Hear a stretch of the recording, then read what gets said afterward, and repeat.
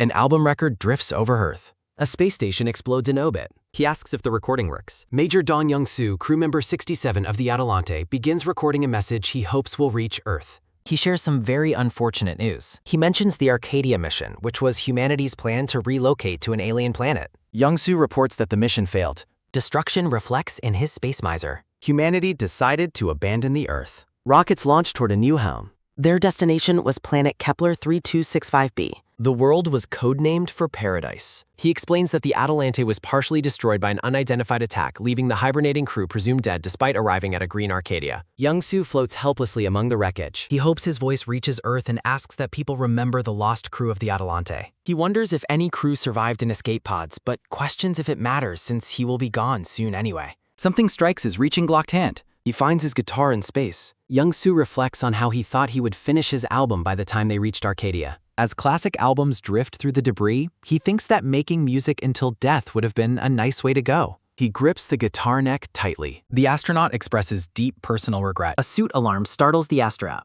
A display confirms a pod's arrival. He reacts to an approaching pod. An escape pod approaches the survivor. Young-soo enters the pod with guitar. The heavy pod hatch closes shut. Atmospheric entry tosses him around violently. An automated voice instructs the crew member to secure himself firmly inside the pod. The system explains that pulling the lever will initiate the escape sequence in the direction of gravity. Realizing he was too lost in sentiment, Young-soo decides he cannot die recklessly and pulls the lever. The pod burns through the sky. A vast red floral field appears. Parachutes slow the pod's rocky descent. The pod impacts the alien ground. The pod rests an equator. Young-soo blows the hatch and notes that the planet's gravity is making his head spin. Butterflies drift over red foliage, resembling a scene from heaven. He concludes that since this place looks better than hell and he is not in heaven, he must have arrived at Kepler 3265b. Young-soo climbs out of the wreckage. He continues his audio record, stating that crew member 67 has arrived on Arcadia via an emergency landing at estimated noon. He reports that the atmospheric oxygen concentration is 12% and notes the visible red flower fields. He spots a person standing nearby. A masked figure watches the crash. Young-soo asks the stranger if they are a crew member and demands to know their name and rank. Viscous saliva drips onto his visor. A massive alien monster looms overhead. The creature readies its sharp claw. An alien tail strikes toward him. Young-soo impacts the alien soil forcefully. The survivor slides across the sand. He identifies a new monstrous threat. He wonders if such a large arthropod exists and decides to avoid it. An oppressive red eye tracks him. He realizes evasion is no longer possible and readies his blade. He secures his grip on the weapon. The astronaut braces for the incoming assault. He plants his feet in the dirt. The monster's massive tail slams the ground. He narrowly avoids the crushing tail strike. He groans as the impact tosses him. The monster hurls the astronaut into the sky. He quickly assesses his mid-air trajectory. He fears a fatal head-first collision. He manages to land on the beast's head. He drives his blade into the creature. He targets the monster's eyes. His reflection glimmers in the monster's eye. He readies a desperate physical sect. The creature roars in agony as he strikes its eye. He continues his assault on the creature. The monster slams him onto the ground. He curses his dire and painful situation. A targeting system locks onto the monster. A masked sniper takes careful aim. A high-powered shot pierces the monster's skull. The creature recoils from the surprised attack. The monster roars in immense pain. The warrior runs with their heavy weapon. They charge toward the wounded beast. A red blade slashes the creature's line. They cleave through the monster feg. They deliver a crushing overround blow. The warrior strikes with the weapon sap. They quickly chamber another powerful round. Purple blood sprays from the lethal strike. The warrior stands victoriously over the beast. The massive creature finally falls silent. The exhausted warrior leans on their weapon. Young-soo begins to express his gratitude. The masked figure turns and walks away. He watches the mysterious warrior depart. He reaches out to stop the stranger. He observes their cold but human mannerisms. He drops his knife to the ground. The masked figure asks if he is an earthling. He notes the stranger's human resemblance. He decides to reveal his identity. He reveals his face to prove his humanity. The mysterious warrior exhales heavily. She secures her massive heavy weapon. She slowly reaches for her mask. Young-soo watches her with intense anticipation.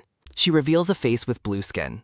Young-soo notes that whether it is him or the monster that attacked, they are both alien life forms to this blue-skinned species. He wonders why she did not attack him and questions if it is because he visually resembles her kind. As she offers a canteen, he worries that drinking unknown liquids could be dangerous for his biology. He mentally lists common room temperature liquids like ethanol, hydrochloric acid, and methanol while assessing the risk. The blue-skinned woman draws a water molecule in the dirt to identify the contents of the canteen. She looks up expectantly from her dime. Noting the 12% oxygen concentration, Young-soo decides he can safely open his helmet briefly to drink. As he drinks, he reflects that English would likely be the first information an intelligent alien would discover from Earth. A man in a suit explains that it is recommended to use educated dictionary English when communicating with extraterrestrials. Young-soo prepares to return the canteen. Young-soo extends his hand and greets her by saying it is nice to meet her. The woman reacts with shock and utters the word "Lingit" as she stares at him. She struggles to mimic his speech, repeating the words "nice to" back to him. A heavy vehicle rumbles through the fields. An armored transport truck speeds away. The truck hauls the massive monster's carcass. The vehicle kicks up Red Best. Riding inside, Young-soo thinks he was lucky to reach this planet, which he learns is called Boomy. He looks at the blue-skinned woman as he learns a devastating truth. He reports the grim fact that the planet Boomy will be destroyed in 5 years. The vehicle continues its journey across the field. Young-soo records that although he arrived at the target planet alone, the time left here is short. Young-soo sits behind the woman as she drives. They travel across the vast alien landscape. The truck approaches a massive industrial facility. They enter a dark, heavy-duty hangar. The transport moves onto a mechanical truck. A massive elevator platform begins descending. A large metal gate slowly opens. The doors fully retract to reveal the interior. Bioluminescent mushroom-like plants glow in the dark. They arrive at a subterranean base. The blue-skinned woman walks across the platform. She speaks into a radio, identifying her location at Boomy number. She reports into the receiver while Young-soo watches. The woman stares down with a silent expression. A mechanical hum fills the air. A laser tool begins cutting the monster. The woman begins processing the massive kill. She pulls a heavy, dark segment away. She tosses a piece of meat down. Small mushroom creatures swarm the meat greedily. Young-soo observes that the mushrooms on this planet react quickly to food, much like animals. He wonders if they grow these mushrooms as a primary source of food. Young-soo decides that helping her could be advantageous for building the familiarity he needs to survive. Lengit points while Young-soo watches. Young-soo walks away with creature parts. Lengit exhales heavily, wiping off the rat. She stands over the blood-spattered platform. The blue-skinned woman turns to the astronaut and thanks Dong Young-soo for his help.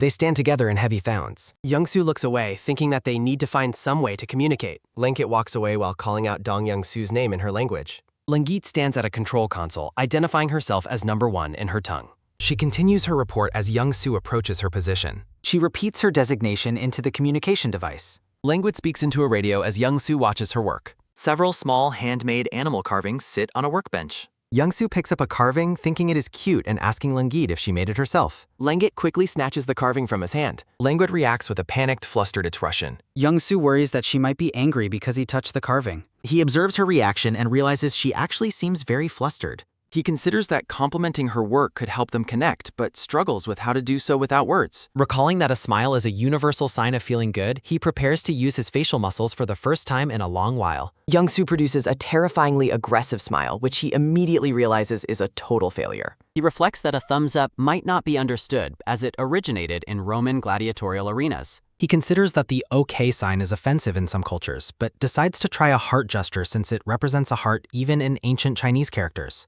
Young-soo forms a heart with his gloved hands. Lengit stares at the astronaut's hands in shock. Young-soo holds the heart gesture and says the word "Goodtar." Lengit continues to stare at him with wide eyes. He keeps the heart held as Lengit offers the carving back to him. Lengit holds the carving out and calls it a balaya. Young-soo wonders if balaya is the name of the carving. A close-up of the small hand-carved creature. Young-soo thinks the carving is well made while Lengit blushes and hides her face. Young-soo introduces himself to her by repeating his name. Lengit smiles and gestures toward her workstation. They both look at a glowing display on the console. A screen shows a photo of the real creature, which Lengit identifies as a balaya. Young-soo realizes balaya is the name of the animal and thinks the carving of it was cuter. Lengit shows him another fluffy-headed animal and calls it a yarapa. She lists several more alien species, identifying them as Bengkong, Rumkong, and Kadao. Lengit excitedly talks about the animals while holding her carvings. Young-soo thinks she must really like animals and notes that these unfamiliar words are difficult to memorize. He observes that the cute animals on the screen feel very different from the monster he fought, and he wants to know what that threat was. Lengit mimics the heart gesture and asks Dong Young-soo what he likes. Young-soo searches his electronic device, wondering if he has a photo to show her. Young-soo holds out his device and tells Lengit to look at it. He shows her a photo of a calico cat he calls Kongdaki, excitedly exclaiming that it is incredibly cute. He recalls the man in the suit advising him to use educated English when contacting aliens. The suited man emphasizes the word educated with a stern look. Young-soo realizes he got too excited seeing his cat and hopes his choice of words will be fine. Lengit stares at the cat and struggles to repeat the astronaut's profanity-laden praise. Young-soo watches her try to process his words. Lingit struggles to repeat the astronaut's vulgar praise for the cat. Young-soo realizes he must be far more careful with his vocabulary. He notes that a love for animals is a common trait. He reflects that being passionate about interests seems to be universal. He prepares to show her a hobby of his own. Young-soo asks Lingit to wait while he retrieves something. He climbs onto the vehicle to access his supplies. He is relieved to find his guitar is in good condition. He calls out to Lingit, who looks back with confusion. He tells her that this is what he likes. Young-soo sits atop the truck while Lingit watches from the lam. He plucks a single string, letting the note ring out. A sudden mechanical sound interrupts the quiet moment. Lingit looks up in surprise as someone calls her name. She focuses on the direction of the frantic shouting. A small robot zooms toward them, yelling an urgent warning. The robot appears distressed as it continues its frantic cries. The machine reaches the pair with a startling exclamation. Young-soo notes that he would later learn the truth. Lingit asks the robot Hee-ji what has happened to Ingress. The robot repeats its warning about the emergency. Young-soo discovers that a man named Ingress is in grave danger. The robot continues to shout its alarm without stopping. Young-soo realizes that a serious crisis is unfolding. Lingit repeats the name of her comrade in shock. They immediately drop everything and begin to run. The group races through the facility toward a closed door. Lingit shouts for Ingress while frantically using the terminal. Young-soo wonders if the door mechanism has been damaged. He reflects that the situation here is far from stable. Lingit shouts a command for the door larpen. She desperately tries to pull the heavy red door open. Young-soo notices that the doorframe is severely bent. He wonders if a major impact caused the structural damage. Lingit strains her muscles, attempting to force the entrance open. She calls out a specific command to the robot. The robot Hee-ji observes the state of the equipment inside. Young-soo tells Lingit to step aside so he can intervene. His mechanical gauntlet charges with energy for a powerful strike. He delivers a crushing blow that shatters the door. The astronaut forces the damaged metal aside with his strength. They find a red-skinned man collapsed on the floor. Lingit gasps in horror at the sight of her comrade. The man named Ingress struggles to breathe in agony. Discarded medical canisters lie in a pool of red fluid. Lingit kneels by her fallen friend to check his condition. She calls out urgently to the robot for help. Hee-ji opens its rear compartment to reveal fresh medical supplies. The robot prepares to dispense the necessary medicine. A hand opens a medical canister. Lingit injects the medicine into Ingress. The blue fluid enters his system. Ingress' red skin begins turning grey. The medicine successfully stabilizes Ingress' condition. Language checks if he is all right, and Ingress confirms he has recovered. Young-soo observes the urgent medical procedure. Lingit helps her recovering comrade as they exchange quiet words. She helps him stand while the robot botches. Ingress calls out the astroman's name. Hee-ji waves to get Young-soo's attention. The small robot looks up expectantly. Young-soo follows Hee-ji across the room. Hee-ji activates a bright display screen. The robot begins explaining local terminology. Young-soo acknowledges the helpful machine. Young-soo offers a polite greeting to Hee-ji. Hee-ji returns the greeting to Dong-im-soo. The robot points to a new image. A various creature appears on the screen. Hee-ji identifies the planet as Boomi. Young-soo repeats the name of the planet. Hee-ji confirms the astronaut is direct. Hee-ji identifies the sun while Young-soo repeats the planet's name. The robot focuses on the sun. Young-soo names the sun and the robot confirms. Young-soo realizes the meanings of correct and incorrect while identifying the sun as Panin. Hee-ji displays a meteor on the screen. A grim illustration represents death. Young-soo gathers that rockbot means meteor and Maut signifies death. Footsteps echo as the group gathers. Young-soo turns back toward his house. Ingress and Lingit stand together before him. Ingress delivers a grave warning about their world.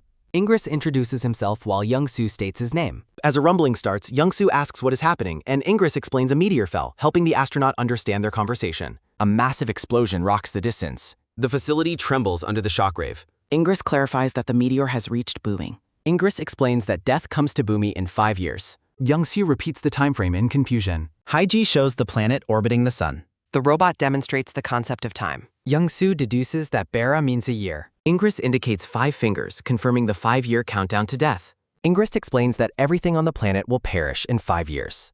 Young-soo reacts with absolute shock. Young-soo ponders the tragic fate of the people and his own mission. A notification announces the final thawing procedure for another crew member. Mechanical hands begin playing the guitar. A yellow prompt asks the black-haired man to state his name, rank, position, and mission. The system warns that a body disassembly procedure will begin if his data is inconsistent. The small robot Hee-ji asks if he needs any other possessions to help with his memory. The man stares forward, questioning who he used to be in the past. While holding his guitar, he wonders why he has ended up in this place. He reflects on how hazy his memories have become lately. He recalls specific musical chords, F major, G minor, and C followed by a C7 chord. He identifies a specific melody as the primary thing he can still remember. He recalls a memory of himself in a tan military uniform sitting and playing his acoustic guitar. He remembers a darker-skinned man in the same tan uniform shouting at him while he played. Another memory shows him wearing a black tracksuit while continuing to practice with his guitar. He recalls playing music for a girl with pigtails and pink headbands. He remembers a stage performance in front of a massive crowd while playing a red electric guitar. He notes that he was always playing the guitar regardless of his situation.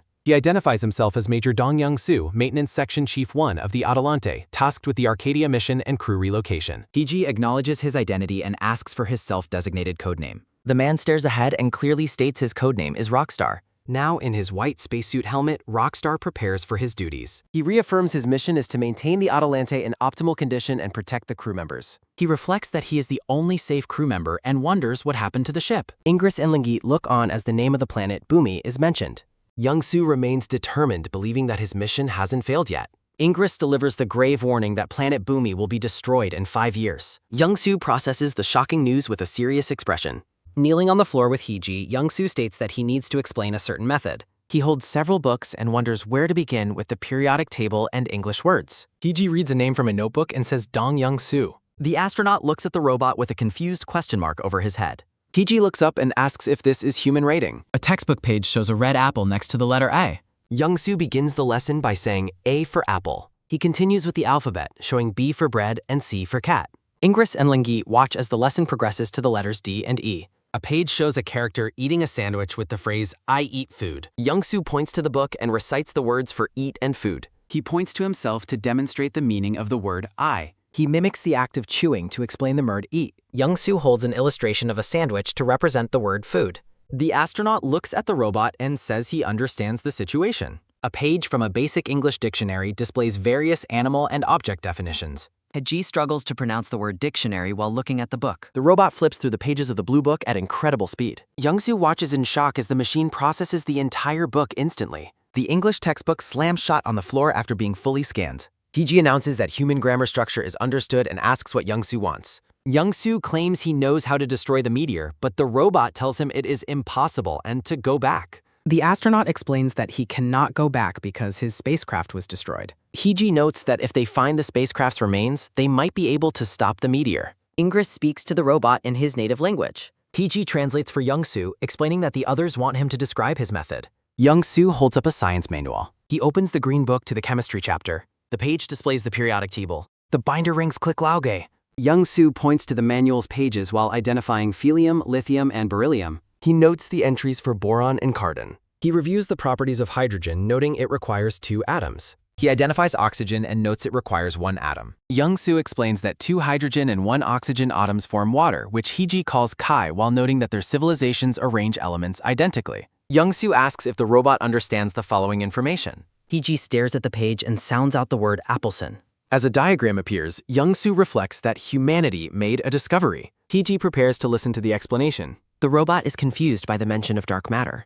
Young-soo describes Appleton as a substance that only reacts to gravity and cannot be observed with light. Hee-ji is shocked that humanity identified dark matter, noting it is beyond their own science. Young-soo states that the ability to use the substance is more important than understanding the theory. In a memory, an instructor asks if any crew members know about Appleton particles. 2 crew members in yellow shirts look on with confusion. The man in the blue shirt decides to briefly explain the classified subject. He asks the group if they understand that atoms consist of a nucleus and electrons. An element exists where positrons reside where electrons usually should be. Atomic model of the Appleton element. Dark matter is defined as an element composed of a dark nucleus and positrons. He identifies Appleton as the only discovered dark matter. The man in the blue polo gestures toward the Adelante's engine, which runs on Appleton. He explains that the crew is looking at a real-size wall. He asks for the member at the furthest left of the maintenance department. Young-soo raises his hand and identifies himself as Maintenance Section Chief 1. The instructor tells them to start from his section and warns of the steep path. He tells them to remember the symbol located next to the entrance.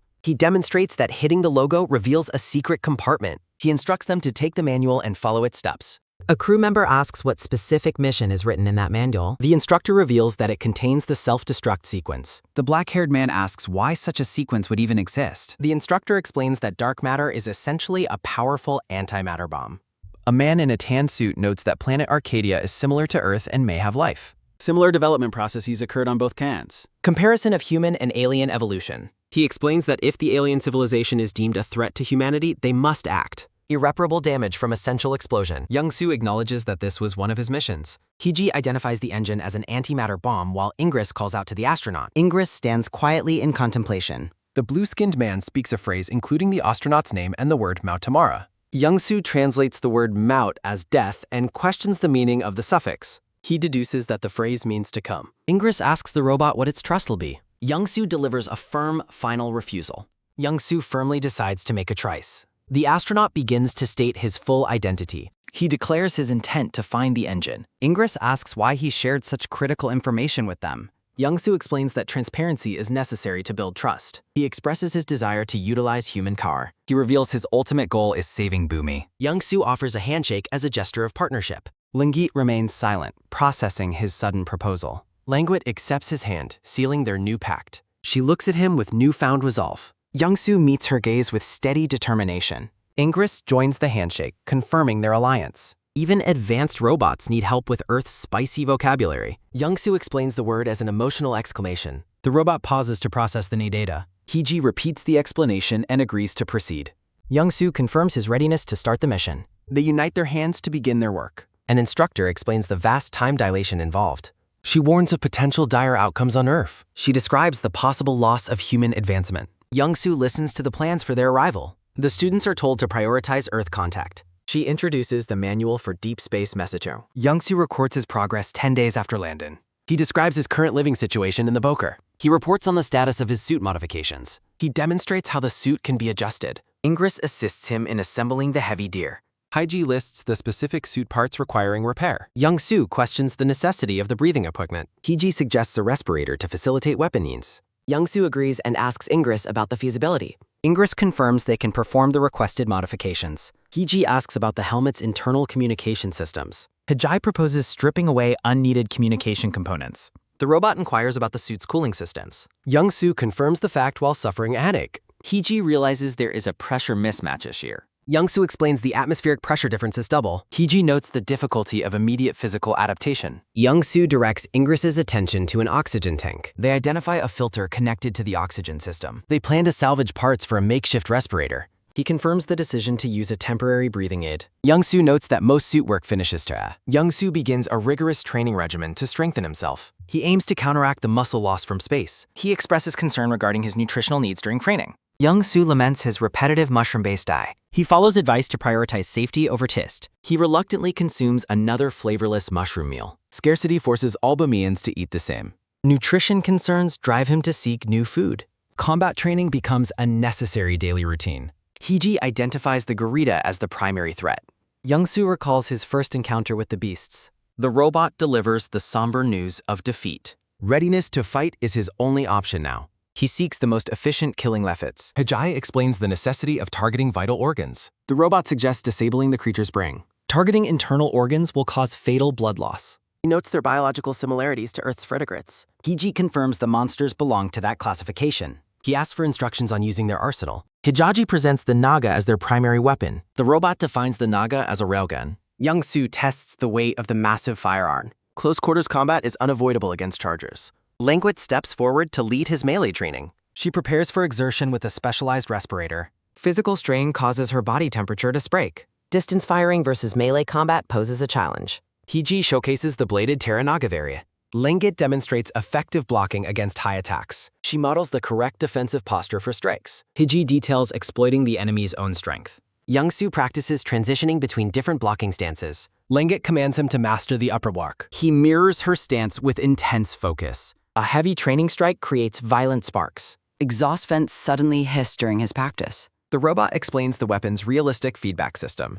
He inquires about testing his full physical strength. Languit encourages him to use his maximum force. Hee-ji pushes him to break the training gear. Young-soo attacks with a burst of raw power. The robot demands he continues until failure. The training session reaches a climactic peak. Mutual respect grows through their intense combat. Exhaustion sets in as he logs his progress. He turns to music for a space broadcast. The Voyager manual serves as his inspiration. He reviews the historical contents of Earth's message. Rock music will be his contribution to space. He performs a classic ballad on his guitar. Languid listens quietly to his strange human songs. He hums through the parts he cannot recall. Young-soo finishes his song, realizing he must improvise the remaining lyrics. Languid enters the room, interrupting the astronaut's musical lament. She informs him the suit is ready, and he acknowledges the update. The two allies walk together toward the maintenance area. Young-soo checks his portable device as they proceed down the hall. Ingress greets the astronaut upon his arrival at the workset. The blue-skinned man presents the completed, modified armored suit. Young-soo initializes the suit's operating system, watching the progress bar. He confirms that the engine is running properly. The astronaut steps into the massive mechanical frame. The suit releases pressurized steam. Ingress performs final adjustments on the suit's back. External plating locks into place around her. Young-soo tests the success of the new modifications. Ingress hands him the helmet while he notes breathing as the final test. The astronaut seals the helmet, activating the internal atmosphere. He takes his first internal breath. He exhales through the helmet's respirator. The armored astronaut kneels in red flora. Targeting reticle locks onto approaching beasts. Young-soo identifies multiple monsters confirmed in the distance. He prepares to fire on a count of 3. Ingress starts the countdown amidst the alien flowers. A mechanical finger pulls the trigger. Young-soo delivers the final command to open fire. The group gathers as Ingress begins explaining mission. He outlines locations for tracking spaceship cross-site positions. He designates the radar base as the first target. Ingress explains the coastal base tracks objects from the sky and holds vital records. He offers more information regarding their secondary objectives. He identifies a satellite communication base located on a mountain. They hope to find records of the Atalante tracked by satellites. Ingress prioritizes the coastal base to find what they seek. Young-soo proposes searching for visible ship debris along the way. The astronaut and Ingress agree on the detail. He explains that useful items can be found in the debris. Languid asks if he means items from Earth. He lists weapons, food, and seeds as their primary goals. The blue-skinned woman considers the potential value of seeds. Languid excitedly asks about cot seeds while Young-soo wishes for coffee. PG checks if the luggage and Young-soo's blood are moated. Young-soo confirms the blood is refrigerated and loaded in a car. Heiji explains the necessity since no other Earthlings can provide bleg. The robot warns them to return safely without getting hurt. Languid, Ingress, and Young-soo share a final moment of resolve. The armored astronaut readies himself. The reticle focuses on wreckage. Young-soo prepares to fire on Bree. He aims his railgun from the transport wharf. Ingress locks onto his target. The astronaut shouts the final bout. He fires the massive Naga railgun. A focused laser beam streaks forward. The monster is struck by energy. Purple blood erupts from the beasts. The alien creature roars in agony. More monsters charge the transport vehicle. Young-soo leaps down to engage him. The beasts close in with ferocity. He prepares for a melee encounter. The creatures sprint across the field. The blue-skinned man notes the enemy is close and asks when they should shoot. Ingress commands Lingit to attack Hare. Languid fires a powerful energy beam. The blast pierces through multiple amis. The beasts screech as they haul. Languid effortlessly slashes through a monster. She recalls that attacks from above can be countered by blocking upward. Another creature leaps toward the warrior. Languid exhales steam after her exertion. She performs a powerful vertical strike. Her blade slices the monster apart. The warrior lands firmly on the ground. Languid closes in on another target. She delivers a final lethal blow. Purple blood splatters onto alien flowers. She breathes through her specialized respirator. Young-soo remains silent in his R. The armored astronaut complains that the kill was supposed to be his. Languid shrugs off his competitive remark. Ingress reminds Languid they agreed Young-soo would handle one for close combat training. The blue-skinned woman offers a short apology. Ingress orders Dong Young-soo to search for the Atalante alone while he and Languid follow later. Young-soo understands and agrees to go out. Young-soo wonders if Languid is getting scolded before turning his attention to the mission. He identifies a potential storage compartment. The astronaut enters the wreckage alone. He identifies the area as equipment and personal belongings storage. He notes the black box should be located near the airlock. Overturned crates litter the ruined interior. He spots a voice recording device. Young-soo punches through the glass covered. He reaches in to grab it. He secures a portable recording box. He examines the find in silence. A recorded voice states that the protocol is clear and crew survival is the top priority. Dean frantically shouts that Section Chief Dong Young-soo won't survive after landing without this equipment. He recognizes Dean's voice and realizes a conversation with Aleph was recorded. Young-soo wonders if Dean helped him escape and come to this place. The recording repeats that the protocol is clear. An automated notification commands a return to the escape pod. A final message declares that the conversation is over. The man in the tan shirt pulls a strap as machinery engages. Young-soo sits within the ruins, securing a storage box. He wonders how much Dean managed to salvage from the seed bank. He considers if his guitar was saved through his friend's efforts. The astronaut decides to search the containers that were left open. From below the wreckage, Languid calls out to offer her assistance. He declines the help and prepares to throw items down her. Crates are tossed out of the wreckage toward the ground. Languid inspects the fallen gear and asks if the items are functional. He confirms they found the black box and several weapons. Young-soo carries a crate past a specialized electromagnetic weapon case. He discovers a personal item that triggers memories of the past. He holds a journal belonging to his friend, Dean Daniels. He tells the warrior to rest while he examines their findings. The transport vehicle sits parked among a field of vibrant red flora. A handwritten entry describes Young-soo bringing his guitar to training. The astronaut looks toward the horizon during a quiet moment. A door opens to reveal Young-soo in his former military uniform. A voice calls out to identify him by his rank. The young lieutenant turns to address those who have entered. He stands at attention and delivers a formal salute. A high-ranking officer and a man in glasses enter the room. The scene returns to the vehicle resting in the alien meadow. He continues reading the journal's description of his younger self. Languid asks what he is reading, and he identifies the journal. She asks for details, so he reads Dean's entry about being selected. Narration within the book recounts Dean meeting a high-ranking Young-soo on a plane. Young-soo reads a passage where Dean complains about his cold demeanor. A heavy silence falls over the two as the sun sets. Languid finds the entry irritating and asks to see the other items. The memory shifts back to the lieutenant standing in the office. The older officer returns the salute and orders him to be at ease. He notes that it has been a long time since they last met. Alex Chung introduces himself and mentions his transfer to headquarters. The gray-haired man identifies himself as Personnel Staff Officer Connor Callahan. Young-soo introduces himself as a logistics officer for the Space Brigade. Callahan decides they should begin the proceedings immediately. The three men sit down to begin the formal interview. The officer asks about his initial reasons for enlisting in the military. Callahan points to a document and asks for verification of the contents. Young-soo confirms that the written statement is his own. Callahan notes his desire to explore a new world as his motivation. The lieutenant affirms that the statement is correct. The officer prepares to review more of the candidate's files. Callahan requests that the soldier be completely honest during the session. Alex Chung explains that they are also evaluating his mental state. He encourages Young-soo to speak freely about his personal thoughts. Young-soo agrees to clarify his motivations for the exploration mission. Young-soo explains that he enlisted for tuition and citizenship. He adds that he truly wanted to explore. He believes his combat experience is helpful for the mission. Callahan asks if his family's tragic death caused financial hardship. Young-soo confirms that the assessment of his past is correct. Callahan questions how the man felt during those times. Young-soo describes the overwhelming poverty he faced after the attacks. Callahan asks if he associated with delinquents for money. Young-soo questions how the officer obtained such private information. He waits for an answer from the stoic interviewers. Callahan explains they interviewed everyone in the candidate's life. Young-soo admits to selling electronics but denies using weapons. He notes he stopped those activities after joining a family. Callahan acknowledges the deceased status of Maria Martinez. He pivots to discuss Young-soo's combat deployment in Kazakhstan. Alex Chung praises Young-soo for handling a surprise attack. Callahan requests a first-hand account of his combat experience. Young-soo explains the mission was to recover a valuable meteorite. He recounts luring attackers toward support forces while driving. Callahan notes that Alex's version of the story was better. He observes that Young-soo seems to thrive during hardships. The officer continues reviewing the candidate's extensive file. Young-soo cites major events as his source of courage. Callahan asks if the mission is just trauma escapism. Young-soo processes the blunt accusation in silence. Callahan labels the candidate a lucky escapist from Earth. He notes the pattern of death leading to enlistment. He suggests the man is simply escaping a doomed world. Young-soo admits there were moments he wanted to quit.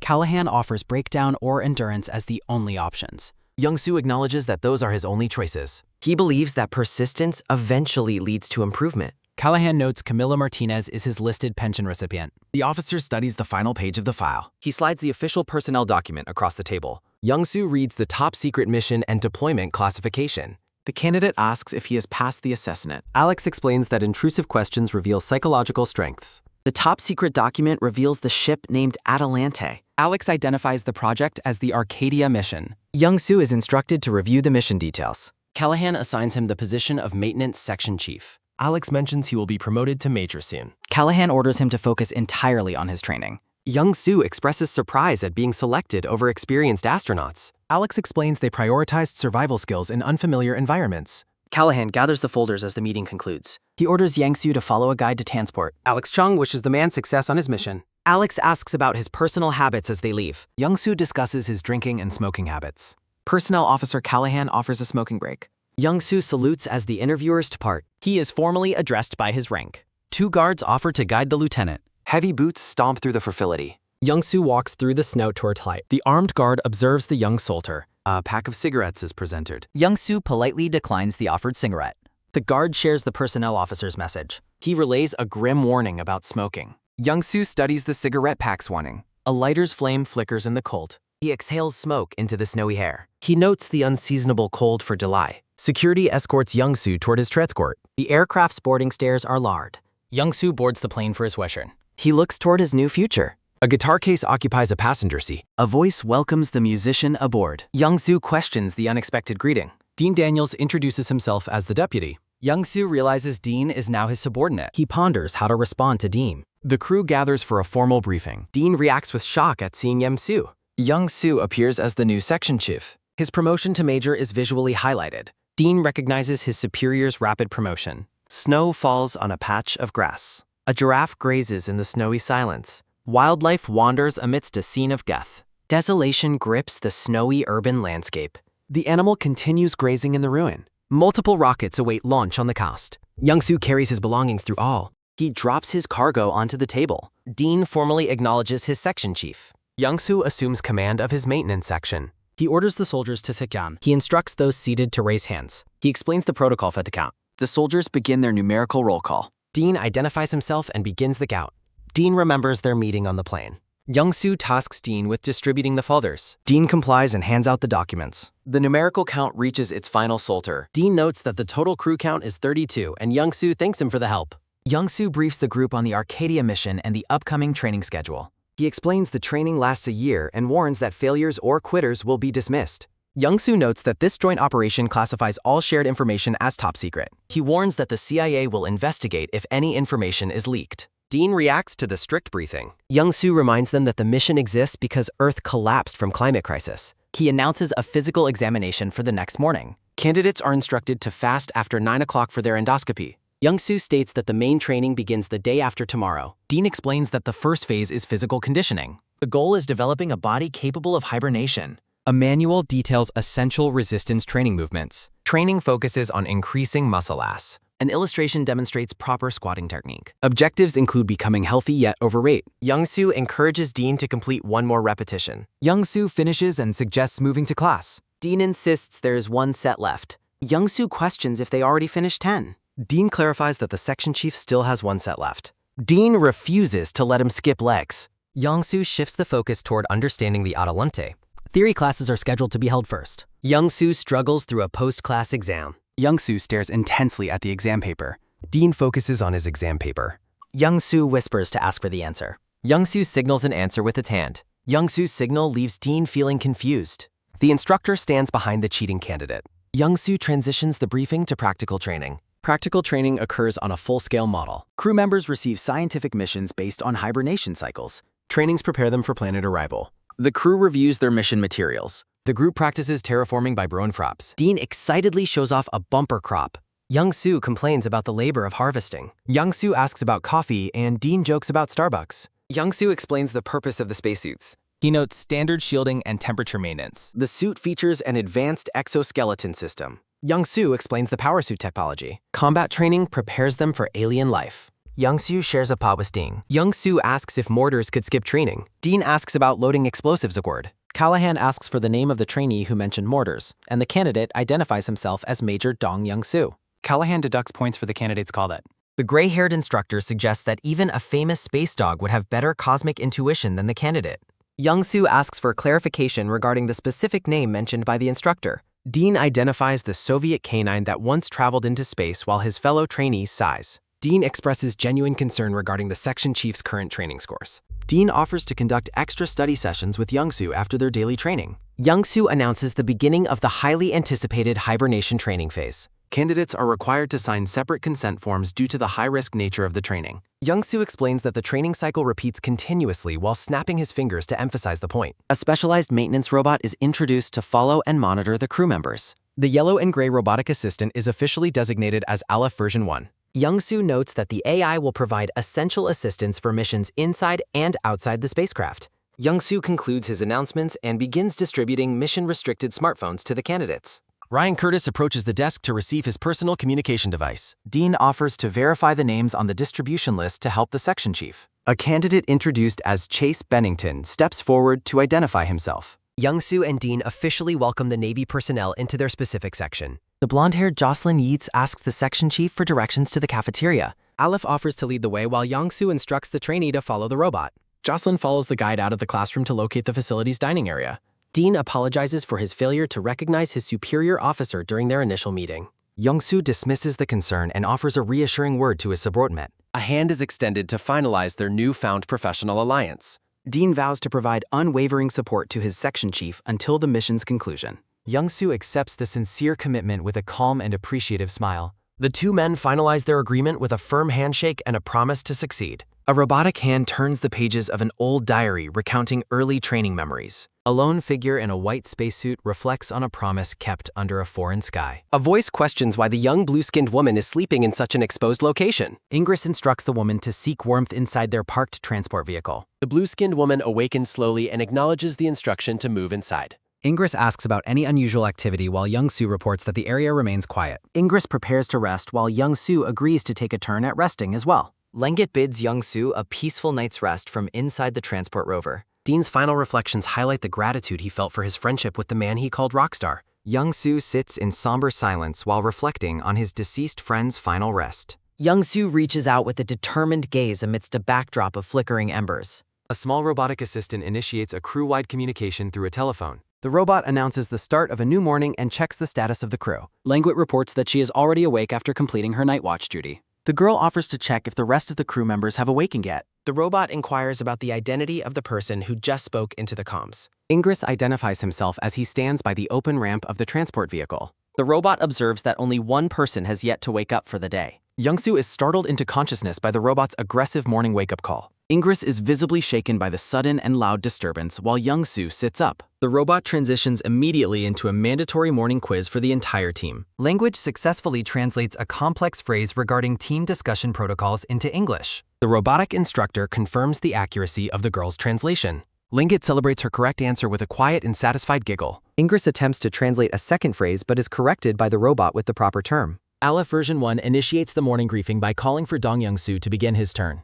Young-soo awakens in a daze as the robot presents a complex scientific translation regarding serotonin regulators. Still sitting on his cot, Young-soo is urged by the robot to complete the difficult linguistic exercise. The robot emphasizes the importance of mastering human biological data to facilitate better mission communication. Young-soo attempts to translate the medical jargon into the local language but struggles with the specific terms. Finding the linguistic puzzle too taxing for the early morning, Young-soo formally admits his defeat. Young-soo offers a blunt alternative translation that simply states he does not work. The robotic instructor congratulates him, confirming that his answer accurately translates to being a fool. Honesty is the best policy, even when it hurts. Ingress asks for permission to return to sleep now that the morning quiz has concluded. A red and white striped communication balloon floats against a clear blue morning sky. The team begins to retract the balloon as they prepare to leave their current camp. Languit and Young-soo work together in a field of red flora to maintain their specialized equipment. While eating a meal, Young-soo asks Ingress for an estimate on when they will reach their destination.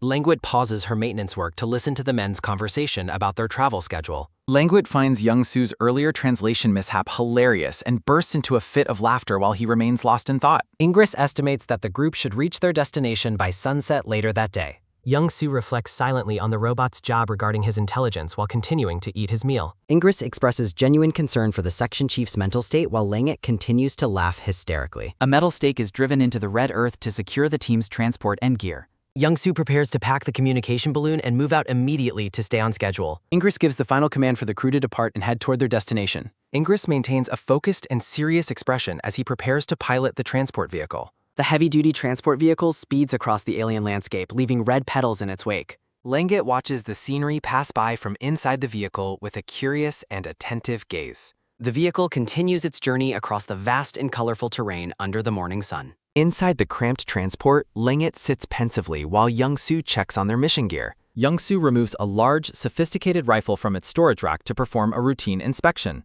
Ingress inquires about the current operational status and readiness of the section's defensive weapons. Young-soo notes that while the weapons appear functional, they need batteries to verify their internal systems. Ingress asks for a detailed explanation of the specific weapon types they have on board. Young-soo describes their inventory, highlighting rapid-fire railguns and heavy-duty plasma cutters for metalwork. Ingress is impressed by the utility of a large plasma cutter for their upcoming mission objectives. Young-soo and Ingress share a lighthearted moment as they discuss the potential uses for their tools. Ingress asks if Young-soo is already planning to modify their equipment for unofficial purposes again.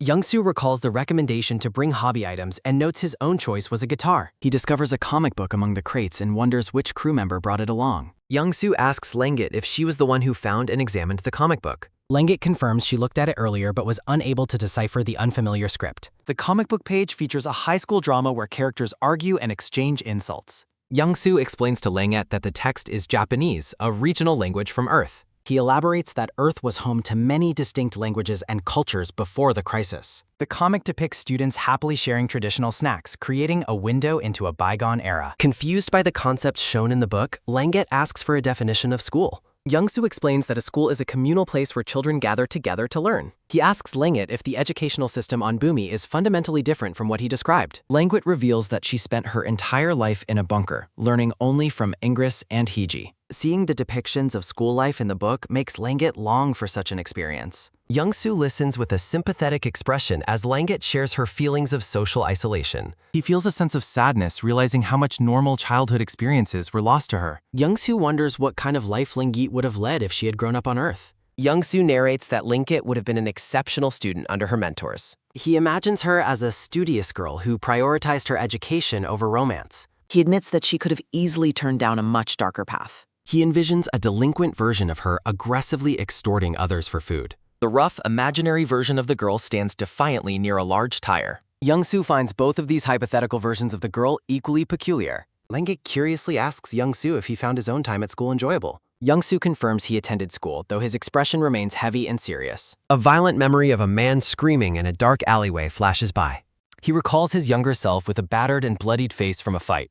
He remembers the grim reality of applying pressure to a bleeding, open wound. A younger Young-soo helps a wounded Ingress during a time of intense conflict. The silver-haired Ingress grimaces as he endures the pain of his physical injuries. Young Young-soo looks on with an expression of profound weariness and sorrow. Amidst floating embers, he wipes blood from his face after a narrow escape. A girl with cat ear headphones stands silhouetted against a backdrop of raging flames. Tears well in his eyes as he witnesses the destruction of everything he knew. He stands in a rain-soaked graveyard, finding solace in the hand of a companion.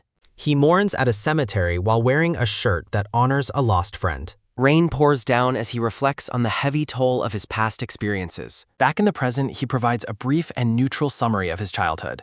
Lenggit correctly surmises that his school days were likely more traumatic than fun. A quiet, contemplative mood falls over the group as they continue their journey. Young-soo points out a character in the comic book with a striking resemblance to her. He identifies the girl in the book as Amane, whose name has a divine meaning. Lenggit is delighted to learn that the character's name shares a meaning with hers. She asks if he would be willing to read the story aloud later on. Young-soo decides he must study the language to properly understand the ancient texts. Lenggit notes that the character's fondness for cats is another trait they share. She excitedly presents a small, gray, cat-shaped toy to show her companion. Young-soo takes the simple toy and admits that it is surprisingly charming.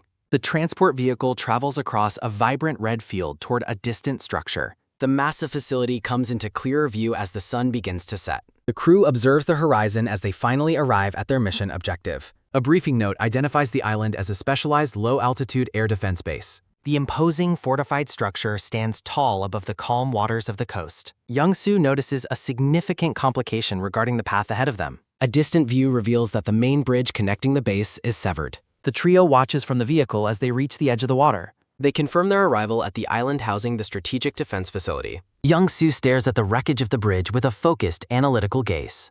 He expresses concern and confusion over the total destruction of the main walkway. Ingress explains that the path is currently underwater due to the planet's tides. He reassures the team that the road will become visible once the water recedes. A title card announces the beginning of the 10th episode titled Paranoid Android. The men approach a large control terminal located outside the base's main entrance. Young-soo questions the likely cause behind the bridge's catastrophic structural failure. Ingress suggests that the damage was most likely caused by a falling meteor. An ancient interface hums with life as a surge of teal energy powers up. Ingress notes with relief that the facility's emergency power is still functional. Ingress clarifies that the facility stores reconnaissance satellite reports. Young-soo hopes for useful data during their search. The facility overlooks a massive field of flora. Ingress maintains a stoic and contemplative expression. Lenggit contacts Hiji to confirm their successful arrival. Hiji inquires about the status of the radar base. Hiji asks about the commander previously stationed there. Lenggit suggests searching for traces of life tomorrow. Hiji warns the team to maintain high caution. The vehicle drives across the vibrant alien landscape. Young-soo confirms power status before the dawn search. Ingress denies sensing any immediate threats nearby. Ingress notes a weak, lingering presence in the area. He theorizes that clouds are masking pheromone traces. Heavy raindrops begin falling onto the red earth. Ingress urges the team to move inside immediately. A storm breaks over the coastal military facility. Rain hammers the metallic structures under nightfall. Young-soo observes the heavy storm from a window. Ingress identifies their current location at the bridge. He points to the path revealed during low tide. Young-soo asks about his earlier comment regarding Garita. Ingress describes sensing old and faint pheromone juices. Young-soo questions if Garita are on the island. Young-soo prepares for a possible battle during exploration. Young-soo and Ingress watch Languet open a crate. Languet discovers a cache of ancient combat rations. Ingress asks if anything unusual was in the warehouse. Languet notes the mess and more pheromone traces. Young-soo questions how large creatures could enter doors. Ingress reassures the team of their current safety. Ingress reflects silently on the mission's growing complexity. Ingress advises Young-soo on how to eat Russians. A fire crackles within a small heating unit. Young-soo asks if the ancient food is edible. Languet enjoys eating something other than local mushrooms. Young-soo finds the rations better with mushroom hackers. Ingress orders everyone to rest before the sunrise. Rain continues to drench the dark alien world. Languet confirms the defensive weapons are fully charged. Young-soo checks the status of their heavy rifle. Young-soo orders the crew to board the vehicle. The transport speeds across the dark, wet fields. They approach the base as the tide recedes. The vehicle drives across the newly revealed mudflats. Young-soo worries about the bridge's structural integrity. Ingress notes rain washes away all identifiable pheromones. Languet spots an obstacle on the path ahead. A pile of debris blocks the bridge's passage. Ingress orders Languet to man the up and current. Young-soo and Ingress walk across the mudflats. A heavy hammer smashes through solid rock. The men work together to clear debris. Young-soo questions if the debris fell from the bridge and why it is concentrated here. Ingress tells Dong Young-soo to look straight ahead for a moment. A shadowy creature stands silhouetted as lightning strikes. An alert detects multiple enemies to the rear, and Young-soo asks Languet to identify them. Languet reports dozens of small variant Garita approaching their position. The monsters approach rapidly as Languet fires from the upper turret. Young-soo tells Ingress to cover him while he clears the remaining debris. Young-soo smashes rocks as a monster lurks in the shadows. He complains that his workload is becoming overwhelming and driving him crazy. Several monsters skulk through the rainy darkness of the mudflats. A monster lunges toward Young-soo as he swings his hammer. The creature leaps through the air with its claws extended. A precise shot from the vehicle intercepts the leaping monster midair. Ingress commands Young-soo to return to the transport immediately. Young-soo sprints back as a pack of monsters pursues him. He leaps toward the moving vehicle as a monster follows. Young-soo clings to the side of the vehicle while retreating. He reports that enemy entities are still approaching from the front. A swarm of monsters overruns the bridge path ahead of them. Young-soo strikes a charging monster with his heavy hammer. He spots a flickering light and asks what it is. A bright glint emanates from the distant bridge structure. A rhythmic SOS radio signal repeats through the static. Young-soo asks Languet to tune the radio channel to 70 MHz. He instructs Languet to open the side ear cover of his helmet. Languet assists Young-soo by adjusting his communication equipment. A hand fine-tunes a radio dial through heavy static. Static continues as the team waits for a clear signal. Fragmented words mention personnel and the Atalante through the interference. A white-haired girl transmits the signal again due to poor sound quality. Young-soo confirms he can hear her and tells her to speak. The red-eyed girl asks if they are crew members of the Elantre. She demands their affiliation, rank, name, and codename. The girl stands defiantly atop the structure with a long rifle. Young-soo identifies himself as Major Dong Young-soo, codename Rockstar from Maintenance Section 1. She confirms his identity and requests instructions from crew member 67 Dong Young-soo. A title card announces the beginning of the 11th episode, titled Strange Comrades. Young-soo asks Aleph to provide immediate fire support for the team. He readies himself for battle as the monsters swarm around them. Aleph confirms and asks if the entities following the vehicle should be defined as enemies. Young-soo gives an affirmative command to engage the hostile targets. Aleph locks her weapon sights onto the enemy group. Her rifle's heatsink opens as the weapon powers up. Aleph fires a massive energy blast from her high-tech rifle. The projectile obliterates several monsters on the road near the transport. Young-soo praises her accuracy and gives coordinates for the Island Fortress land entrance. He asks her if she knows the specific location he is describing. Aleph stares intensely through the rain with her glowing red eye. Aleph confirms that the current location matches the reconnaissance data. Amidst the swarm, Young-soo asks if weapon batteries can be supplied at their position. Aleph asks Young-soo to specify the required weapon types for delivery. Young-soo smashes a monster while requesting 2 Odette models and 1 Aura. Aleph proposes delivering the weapon batteries at the entrance passage. Young-soo gives an immediate order to proceed with the delivery. Languet questions the robot's allegiance, and Young-soo identifies her as the Atalante's AI. Young-soo explains that the AI will support them at the fortress entrance. Aleph reports her arrival and requests descriptions of the enemy entities. Young-soo identifies the creatures as Garita, noting their vertebrate-like body structure. Young-soo warns about the existence of both small and large variants. Young-soo readies a heavy strike in the pouring rain. A powerful impact echoes as the weapon hits home. The overwhelming workload is beginning to take a toll on Young-soo. Young-soo swings his weapon to fend off a leaping monster. Lenggit calls out to Young-soo as the situation becomes critical. A gloved hand reaches out to pull a comrade to safety. A monster with a mounted weapon targets the group as they scramble. Ingress commends Lenggit for her timely and successful rescue. Ingress warns the crew to brace for an impending sharp turn. The vehicle lurches past debris in the storm's darkness. Young-soo alerts Aleph that they are nearing the entrance of the facility. A heavy weapon is aimed toward the tunnel's opening. Aleph prepares to issue weapons to the surviving crew member. Aleph eliminates a monster and requests Young-soo's biometric registration. Young-soo coordinates a split, leaving Lenggit and Aleph to cover the retreat. Aleph and Young-soo meet to begin the security verification process. A specialized scan confirms Young-soo's iris data for weapon access. Young-soo receives a rifle while noting Aleph's strict adherence to serial number protocols. Aleph emphasizes that following protocol is their highest priority. Aleph's primary directive is the absolute protection of the crew's lives. Monsters surge forward as Aleph invokes Arcadia Mission Protocol 0. Aleph declares that all hostile entities are marked for neutralization. Aleph performs a high-altitude leap to strike a massive monster below. A fierce determination glints in Aleph's eye during the strike. Aleph delivers a devastating blow to the charging creature. The monstrous horde flinches as the battle's tide turns. Ingress observes that the enemy's offensive momentum is finally breaking.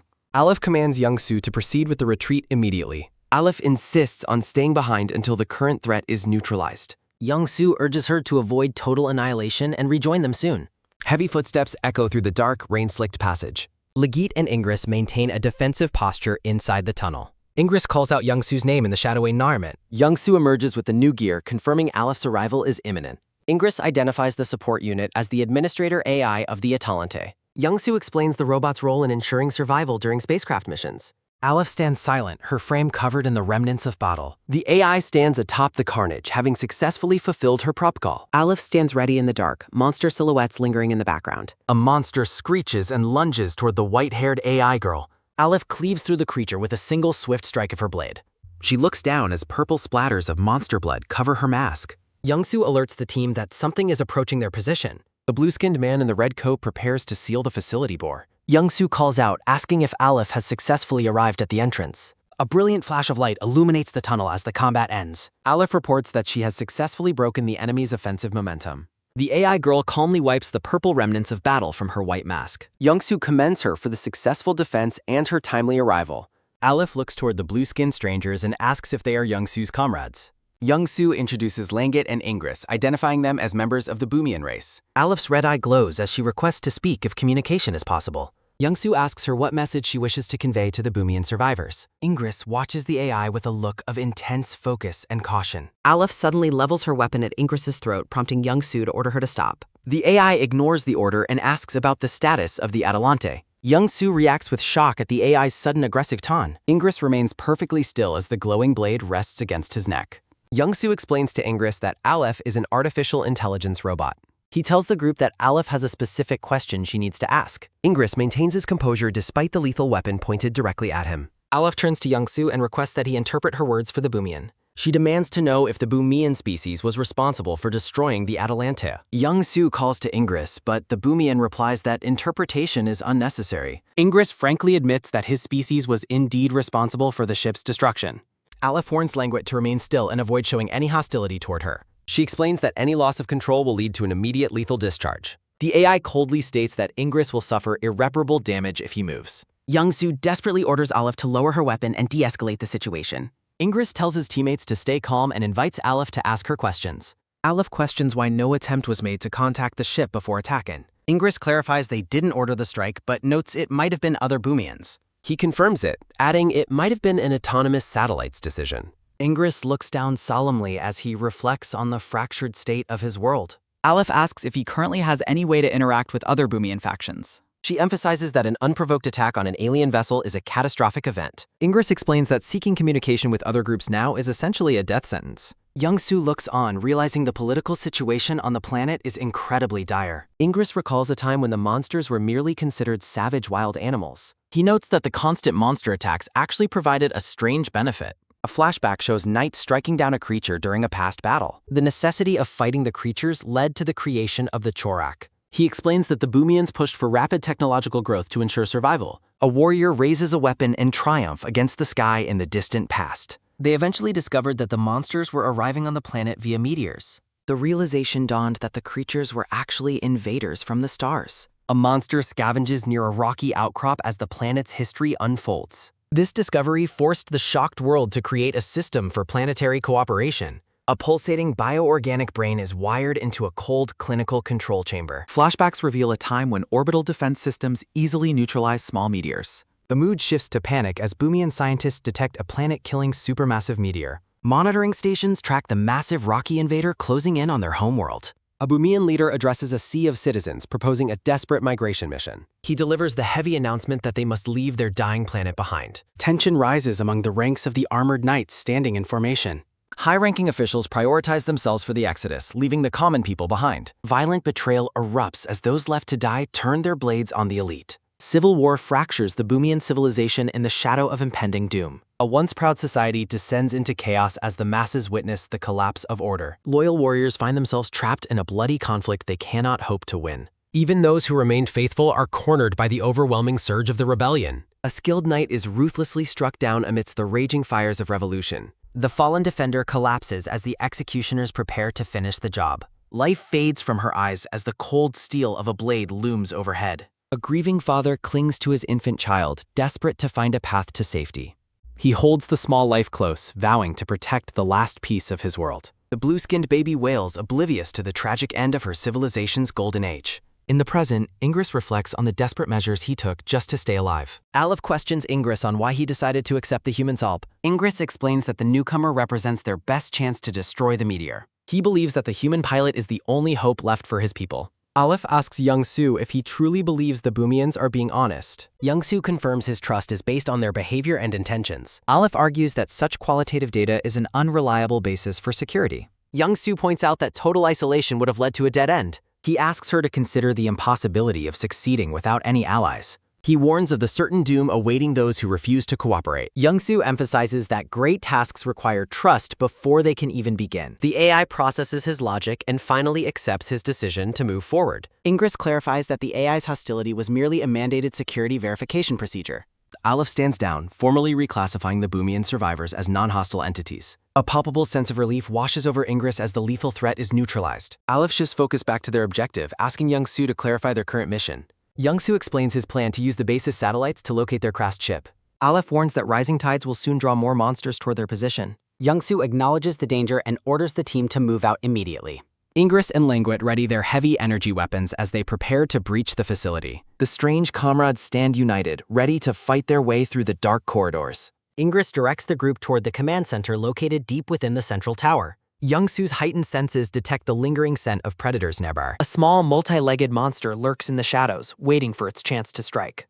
Young-Soo reacts instantly, firing a precise shot that eliminates the crouching creature. He notes the creature's unusual size, wondering if they are facing a subspecies. He theorizes that these monsters were forced out of their eggs prematurely. Languet examines a chart showing the rapid and terrifying evolution of the species. She questions where this specific creature fits into the monstrous life cycle. Young-Soo confirms they are dealing with a less evolved yet still dangerous variant. He ponders a tactical mystery regarding how the monsters coordinated their attack. Languet theorizes that the creatures use electrical communication, while Young-Soo asks for clarification on radios. Languet explains that bioelectricity is a more likely communication method than pheromones during the rain. Young-Soo realizes that the debris blocking the road was moved there on specific monster orders. Young-Soo asks Aleph if she has encountered variant monsters, but the AI girl confirms she has not. Languet abruptly halts the group as she senses strong monster pheromones in the air. Young-Soo scans the dark facility, unable to locate any threats. He questions if the creatures are hiding behind them.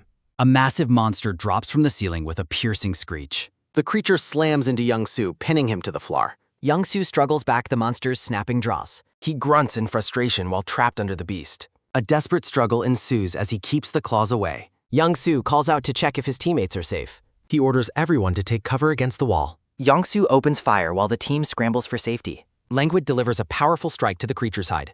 Aleph steps in and executes the monster with precision. Young-Soo urges the team to move forward and warns Ingress to watch his back. A monster lunges toward Ingress as the group retreats. The creature lands a blow on the fleeing Ingress. Aleph intercepts the beast mid-leap and slashes it down. Aleph asks Ingress if he is injured and he thanks her while confirming he is fine. Young-Soo orders the group to maintain their forward momentum. A monster growls from the shadows of the corridor. Young-soo takes aim through his weapon sex. Young-soo fires his weapon and tells Langit to take his plasma cutter. He commands the team to finish off the fallen creature. Young-soo instructs Langit to strike without getting in his line of fire. The group battles their way through the dark, narrow tunnel. Another monster emerges, snarling from the shadows. Langit and Young-soo coordinate a final blow on the creature. Young-soo calls out to Ingress for further direction. The survivors reach a fork in the facility corridors. Ingress directs the group toward the right-hand pass. Young-soo acknowledges the order as they continue their escape. Young-soo looks back at the monster-infested tunnels. He readies his weapon for another close encounter. Gunfire illuminates the rainy exterior of the base. The team reaches a platform outside under the heavy rain. Aleph alerts Young-soo and Langit that they have successfully made it outside. The AI girl promises to rejoin the group shortly as she provides cover. Aleph reports via radio that the lower levels are now clear. The group walks toward a massive facility door in the rain. Young-soo notes Ingress must unlock the door and mentions Languid's detection of fearful pheromones. Ingress prepares to open the door, warning everyone to stay on guard. Ingress pulls the heavy manual lever to release the lock. The massive command center doors slowly begin to part. A voice from within commands the group to drop their weapons. The door fully opens to reveal the rainy night sky. The Boomy Defense Force identifies themselves and demands an immediate surrender. A lone survivor questions the identity of the approaching defense force. Ingress commands the hidden figure to step out and show themselves. A blue-skinned man identifies himself as a former research group member. Terrace nervously reveals himself with his hands held high. A dark shadow shifts ominously within the cold corridors. Ingress demands to know what Terrace is doing in the facility. Terrace explains that he was desperately fleeing from traitorous forces. He reveals that he lost his companion while searching for food. Terrace begs the group for help in finding his missing companion. Young-soo reflects on his initial confusion regarding the term for family. He deduces that the desperate man must be referring to his kin. Terrace breaks down in tears, offering anything in exchange for aid. He reiterates his credentials and former affiliation to the group. The frightened researcher confirms his name is indeed Terrace. Terrace recounts his struggle to find safety amid the chaos. The loss of his family weighs heavily on the sobbing man. Young-soo confirms if Terrace's goal is to save his family. Ingress acknowledges the plea and prepares to verify his identity. He commands Taurus to state his department and his superior's name. Terrace provides the names of his superiors to prove his status. Ingress exhales a breath of relief after confirming the details. He orders his team to stand down and lower their weapons. Ingress formally identifies himself and tells the researcher to relax. Terrace bows in respect, recognizing Ingress from his past visits. He pleads specifically for the rescue of his loved ones. Despair overcomes Terrace as he collapses onto the cold floor. Aleph cold-bloodedly prioritizes the primary mission over rescuing civilians.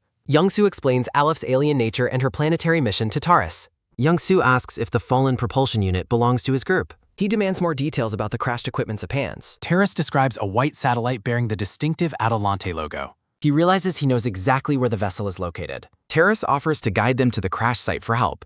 Aleph calculates that the trade significantly increases their mission success rate. Young-soo decides to prioritize the rescue mission alongside Alice. Ingress asks if Terrace knows a way to escape the base. Terrace mentions a vehicle called a Barrelangita in the hangar. Ingress assigns Young-soo to the rescue while he prepares the ship. The group splits up to handle their respective high-stakes tasks. Young-soo notices Ingress' injury and suggests Langit provide defense instead. Terrace expresses his deep gratitude for the team's willingness to help. Young-soo instructs Langit to guard Ingress during the repair process. Langit admits she has become emotionally synchronized with Terrace's plight. She promises to protect Ingress while Young-soo handles the reft here. Young-soo promises to return quickly as he departs with Aleph. His heavy boots splash into the dark waters of the lower level. The rescue party navigates the flooded corridors deep within the hangar. Young-soo checks in with Ingress as they reach the bottom floor. Ingress confirms over the radio that he is nearly finished with repairs. Ingress works diligently to complete the maintenance on the escape vessel. Technical repairs proceed on the massive hangar machinery. Terrace looks up as someone checks her issues. Dong Young-soo and Aleph arrive to provide an update. Terrace is overcome with emotion after being reunited with his family. Dong Young-soo orders a swift retreat as Aleph confirms. Terrace introduces his companions as visitors from a distant Earth. Dong Young-soo identifies himself and urges the group towards safety. A rhythmic vibration from within the facility alerts Dong Young-soo. Terrace warns that the submarine hangar's floodgates may be opening. Dong Young-soo decides to flee through an alternate route. A massive wave surges through the dark, flooded corridor. Dong Young-soo informs Ingress that they have diverted their path. Terrace identifies their destination as the Eastern Mudflats. Dong Young-soo relays the group's current heading via radio. The approach of a massive presence alarms Dong Young-soo. Ingress prepares to launch the vessel from the cockpit. Dong Young-soo acknowledges the plan while guarding the young boy. Terrace points the group toward a nearby exit. Dong Young-soo leads the charge toward the bright opening. The survivors freeze in shock at the sight before them. A massive barred gate creates a sudden get-end. Terrace urgently explains that the gate requires manual activation. He locates the manual handles hidden within the wall. Terrace prepares to lift the heavy mechanism himself. A violent surge of water sweeps the survivors off balance. Aleph warns of a lethal electric current in the water. The group struggles to recover as the water recedes. Terrace commands his family to move toward the exit first. The team combines their strength to lift the massive lever. Massive iron gears begin to churn within the wall. Dong Young-soo signals that the floodgate is finally open. A grim realization washes over the white-helmeted man. Dong Young-soo discovers the gate will shut if not held. Aleph signals for Dong Young-soo to move forward immediately. Terrace takes over the lever, sacrificing his chance to escape. Dong Young-soo hesitates, looking back at the brave researcher. Aleph shoves Dong Young-soo forward to ensure his survival. Aleph demands Dong Young-soo run as he voices his frustration. The group sprints toward the light of the Opal Sea. Terrace shouts the final coordinates of the mission's objective. He specifies the Sulfur Stone area near the research headquarters. Terrace begs for his family's protection as a monster looms. Dong Young-soo looks back at the closing darkness in despair. A violent impact echoes through the flooded hangar corridor. A colossal, multi-eyed behemoth emerges from the deep. The monster's strike hurls the survivors into the air. Nobe falls helplessly toward the churning ocean below. Dong Young-soo dives through the air to catch Doe. He shields Nobe as they crash into Miwater. Dong Young-soo ensures the child's safety after their manning. A voice commands Dong Young-soo to retreat as Ingris's aerial platform hovers over the monster-filled water. The massive Garita entity looms as a white-robed figure lies face down in the water. Dong Young-soo expresses his frustration while holding the young boy. Aleph descends the steep incline at high speed. Electrical energy surges through the shallow water.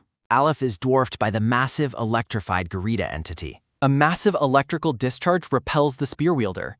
The colossal monster towers over the survivors. A white armored boot splashes into the water. Laser fire eliminates several approaching monsters. Dong Young-soo informs Ingris they have nearly arrived and requests a lower altitude. Ingris acknowledges the command from the cockpit. A monster is violently struck down in the surf. A massive limb whips to the air. A large projectile or mud strike hits Ingris aerial unit. Ingris reports a damaged wing and initiates an emergency land-in. Dong Young-soo reacts in shock to the crash. A pack of smaller monsters sprints across the flax. Dong Young-soo provides cover fire while telling Nova to protect his hearing. Heavy footsteps churn the shadow wire. Young-soo continues to fire as a monster closes in. The survivor fights off the surrounding form. Nova asks to be let down, prompting a surprised response from Young-soo. Young-soo places the blue-skinned boy on a seat. Nova channels his power through frost-covered breath. Two monsters lunge at the defenseless-looking giant. Swirling water surrounds Nova as he prepares his defense. A geyser of water erupts around the one. The freezing blast catches the monsters off guard. The giant entity's eyes glow with menace. The massive creature pauses its assault on the survivors. A smaller monster growls while lowering its head. A precise laser shot pierces the monstrous skull. Lengeet arrives with her rifle and checks on Dong Young-soo's condition. She explains that Ingris is busy with the necessary repairs. Aleph contacts the group via radio to request a status update. Aleph reports that the recovery process is 50% complete. Aleph identifies the commanding monster and its control over the smaller entities, then asks for an update. A voice notes that the child has successfully stalled the monster's attack. Young-soo explains the forced landing while holding Nova close. Langet warns that the monsters are swarming toward Ingris's location. Ingris demands the team hold their ground while he completes the repairs. Aleph concludes that killing the lead entity is the primary objective. The giant monster's eyes flare with red light. Aleph reports the mission success probability and awaits orders from Dong Young-soo. Young-soo indicates the target location while firing his weapon. Nova alerts the group that more monsters are flanking them from the rear. Young-soo turns toward the child while preparing to move. He drops a specialized tool from his utility belt. Young-soo commands the boy to hold on tight for extraction. Dong Young-soo carries Nova as the colossal monster loops. Young-soo delivers a powerful blow to a smaller entity. The rescue continues as Ingris's vessel hovers above. Ingris requests the delivery of the plasma cutter. Aleph establishes contact through the communication channel. A question is raised regarding who will receive the weapon. Languet volunteers to retrieve the equipment from the platform. The aircraft descends to facilitate the weapon's handoff. Aleph instructs the pilot to maintain their current velocity. Aleph races across the surf with mechanical precision. She calculates that constant speed is optimal for the delivery. Aleph analyzes the probability of a successful handoff. She confirms a perfect success rate as Langet catches it. Ingris maneuvers the vessel toward the primary target. Language prepares to deploy the specialized plasma muckern. Young-soo strikes down another beast during their retreat. The massive behemoth roars as the survivors draw near. The aerial unit glides over the massive bridge structure. A devastating blast of energy erupts across the sky. The high-powered projectile flies toward the beast's head. A massive explosion marks the end of the struggle. Young-soo sprints toward the descending extraction vessel. He catches a hand reaching out from the platform. The team is safely hauled aboard the aircraft. The neutralized gorilla lies defeated on the mudflats. Smaller creatures gather around the remains of their leader. Aleph observes the aftermath with a stoic expression. The sun sets behind the distant research headquarters. Ingress checks on Youngsu's safety as they messed. Youngsu asks Aleph about her current operational status. Aleph reports the mission's success and the monster's neutralization. Youngsu notes the loss of their vehicle but recovered gear. Aleph stares into the fading light of the sunset. She muses on whether perfect calculations could save everyone. Aleph begins a somber report on the mission's casualties. She informs the group that Saren has been lost. A silent moment passes as the news is delivered. Youngsu processes the heavy weight of the casualties. Aleph carries a fallen companion toward the others. She confirms that both Saren and Terrace are DAC. Aleph holds Saren's body while delivering the final report. She explains that Terrace's body was beyond recovery. The group stands together on the crimson-tinted Vult. A man shields Nova's eyes from the grim scene. Nova stoically recalls his father's wisdom regarding death. Ingress listens as the survivors discuss their traditions. Youngsu asks how the people of Bumi handle death. A man explains their clinical process of resource recycling. Youngsu questions the lack of a formal mourning ceremony. He finds the planet's utilitarian burial system suffocating. Nova looks on with a somber and reflective expression. Dong Young-soo proposes honoring the fallen using his homeland's traditions. The blue-skinned man listens to the suggestion in silence. A lone tree stands atop a flower-covered hill at sunset. Youngsu carries a shovel as he approaches the designated burial site. The shovel strikes deep into the soft, purple-tinted earth. Youngsu identifies the hilltop as the ideal location for the grave. Aleph offers his assistance as Youngsu begins to dig the grave. Youngsu requests food and water while Aleph acknowledges the command. The blue-skinned man and woman volunteer to help with the work. Youngsu suggests that their help with the digging would be appreciated. The team begins the arduous labor of digging into the hill. Shovels continue to turn the dirt under a deepening twilight sky. Youngsu pauses to catch his breath after the heavy labor. He resolution to stay strong while watching the others. Aleph arrives with the remains as Youngsu muses on his place in paradise. Youngsu reaches out to receive the white burial shroud. They solemnly lower the remains into the prepared ground together. Youngsu asks Aleph to locate a flat rock to use as an altar. He finds a suitable tree branch to serve as a marker. Youngsu uses a knife to carefully shape and carve the wood. Aleph asks where to place the stone while Youngsu directs her. Incense sticks burn brightly between two small rocks. Youngsu writes the names of the deceased onto paper strips. He requests that Aleph bring forward the food and water offerings. Aleph carefully places the food on the makeshift altar. Youngsu stands before the grave in a prayerful and respectful stance. He performs a deep formal bow on his knees. Youngsu rises slowly after completing the first part of the rite. The survivor performs another bow to complete the Earth-style farewell. Youngsu calls Nova over to join the ceremony. He explains that this is the traditional way to say goodbye in his world. Youngsu invites Nova to participate, and the boy agrees. Nova asks about the unfamiliar letters written on the paper sticks. Youngsu explains that he used his own homeland's native language. The memorial tablets honor the memories of Terrace and Saren. Nova reads the word beloved and feels the weight of his loss. Youngsu instructs the boy on the proper movements for the ritual. Nova mimics the ceremonial pose with a solemn expression. The grieving child kneels and bows before his parents' grave. Youngsu tells Nova he can rise as the boy begins to cry. Nova collapses onto the ground in a fit of heavy sobbing. The boy's tears fall onto the dark soil as he mourns. Nova expresses his deep longing for his mother and father. Youngsu offers comfort by assuring him they live in his heart. He suggests they send the spirits to heaven by burning the tablets. The paper strips ignite, carrying a final message into the sky. Youngsu holds the flame high while whispering a final goodbye. The survivors watch the glowing embers drift into the night air. The blue-skinned man asks about the next objective, and Youngsu confirms the location. The blue-skinned man tells Youngsu to depart with the barreling Gita come morning. The blue-skinned man encourages Youngsu to rest comfortably through the night. Youngsu looks back over his shoulder and wishes the man a good tomorrow. He questions if lying would have been matter. Youngsu comforts Nova by telling him that those who are gone live on in the heart. He muses on childhood beliefs about morality. He recalls memories of good people. He recalls the existence of bad people. He remembers the smiles of his friends. Youngsu views his lost companion's images. Chapter 16, title card, Tears in Heaven. Recruiting and credits are shown here. He compares freezing blood to expanding water. He explains moisture removal during hibernation preparation. He describes the antifreeze injection process. He presents a diagram of organ risks. Oxygen deficiency causes brain cell damage. Resupplying blood carries cardiac arrhythmia risks. Thawing carries a risk of pulmonary edema. He warns training risks disability or death. Heads will collect mandatory training consent forms. Chapter 17, title card, Cold Sleep. Liam is informed of his antifreeze allergy. Liam reacts with utter shock. Liam asks if he is now disqualified. Reassignment follows for the disqualified candidate. He's offered a return to base. Liam protests the decision based on merit. The official warns of the fatal risks. Liam accepts the decision in Gauss. Liam salutes and says his goodbyes. Only 2 candidates remain. They identify Jocelyn Yeats as the next. He asked Jocelyn about her health concerns. Jocelyn admits to past struggles with allergies. The exam showed no current health issues. She asks about the consequences of failure. He tells her the signature is optional. He notes the option to return home. Jocelyn signs her name while asking on hair. A voice expresses mild concern. Jocelyn smiles with newfound determination. The final candidate has a brain implant. David explains he removed his green implant. The official warns of remaining metal fragments. David acknowledges the risks while citing precedent. They confirm his paperwork is correct. David signs his participation term. David commits to the dangerous training program. The group gathers in the hallway. Dong Young-soo acknowledges his section chief. The orange-eyed man wonders which personnel will be removed from the program. The orange-eyed man identifies Ray, Jesse, and Liam as those being discharged, noting Jesse will return to Alaska. Surprised by the high participation, the orange-eyed man asks Young-soo if he has ever undergone hibernation training. Young-soo admits he has not, explaining that despite his Space Force status, his life has mostly resembled the Army. The orange-eyed man reveals that he has experienced the training before. He begins to describe the nature of hibernation training to Young-soo. The orange-eyed man characterizes the process as essentially a technical issue.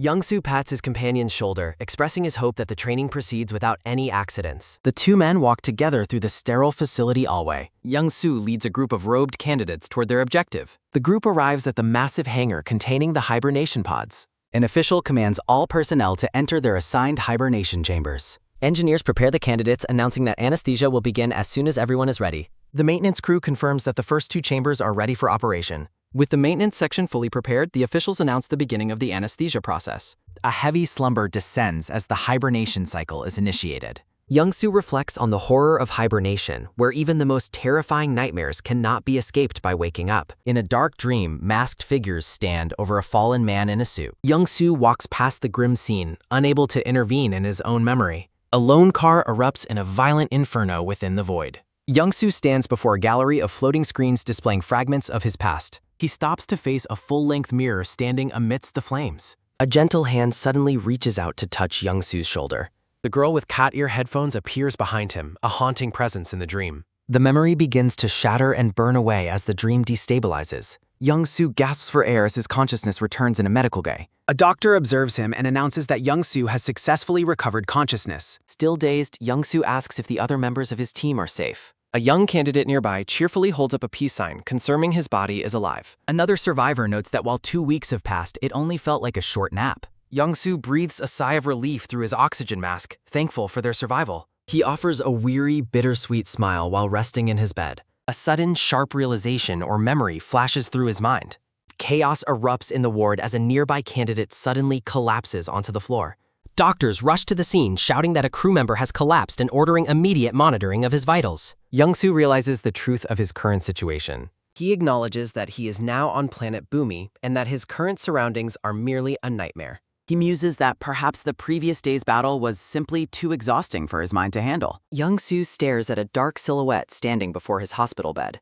He desperately wonders why this nightmare refuses to end. The dream world expands, showing Young-soo standing between his past life and his current struggle. Strange llama-like creatures known as Yarapa roam through a field of red flowers. A blue-skinned girl excitedly points out one of the creatures to her companion. The pair watches the animals, but the girl admitting she is seeing them for the first time as well. The Yarapa look up toward the sky as a loud mechanical noise approaches. A large aerial transport unit glides over the crimson landscape. Aleph explains her role as a high-priority emergency unit, though she remains uncertain about the fate of the other crew members. The elder blue-skinned man reports a dying battery and orders everyone to prepare for an immediate landing. As they disembark into the flowers, the elder man asks Nova if he remembers which tunnel they originally used. Nova recalls a waist-height device located at the tunnel exit. Ingress confirms that he roughly knows the location of the device. Nova suddenly spots something in the distance. Young-soo asks why they have stopped moving forward. An agile creature scurries through the field of flowers. The blue-skinned woman identifies the small animal as a raba.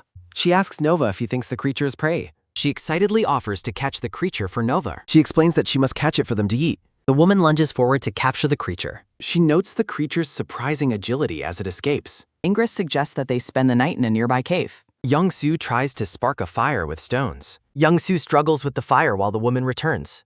She proudly announces that she caught 2 of the creatures. Young-soo suggests that they eat their meal quickly. The meat roasts over a crackling fire. Ingress prepares the food and tells the others to eat. The woman offers a piece of the meat to Nova. Nova hesitates while remembering the cute living creature. Young-soo prepares to eat the food himself. Aleph warns of unknown risks from alien protein structures. Young-soo asks about the potential health problems. Aleph proposes conducting an immediate allergy test. Aleph performs a small skin test on Yamsab. They wait together for the test results. Aleph advises Young-soo against eating the Yulia meat. Nova rejects the mushroom meal offered by Young-zir. Nova eats the meat to grow big and strong. Ingress asks about the source of Nova's martial training. Nova explains that he learned from Master Paraka. Ingress wonders if the master is still alive. Nova recounts the tragic details of the village invasion.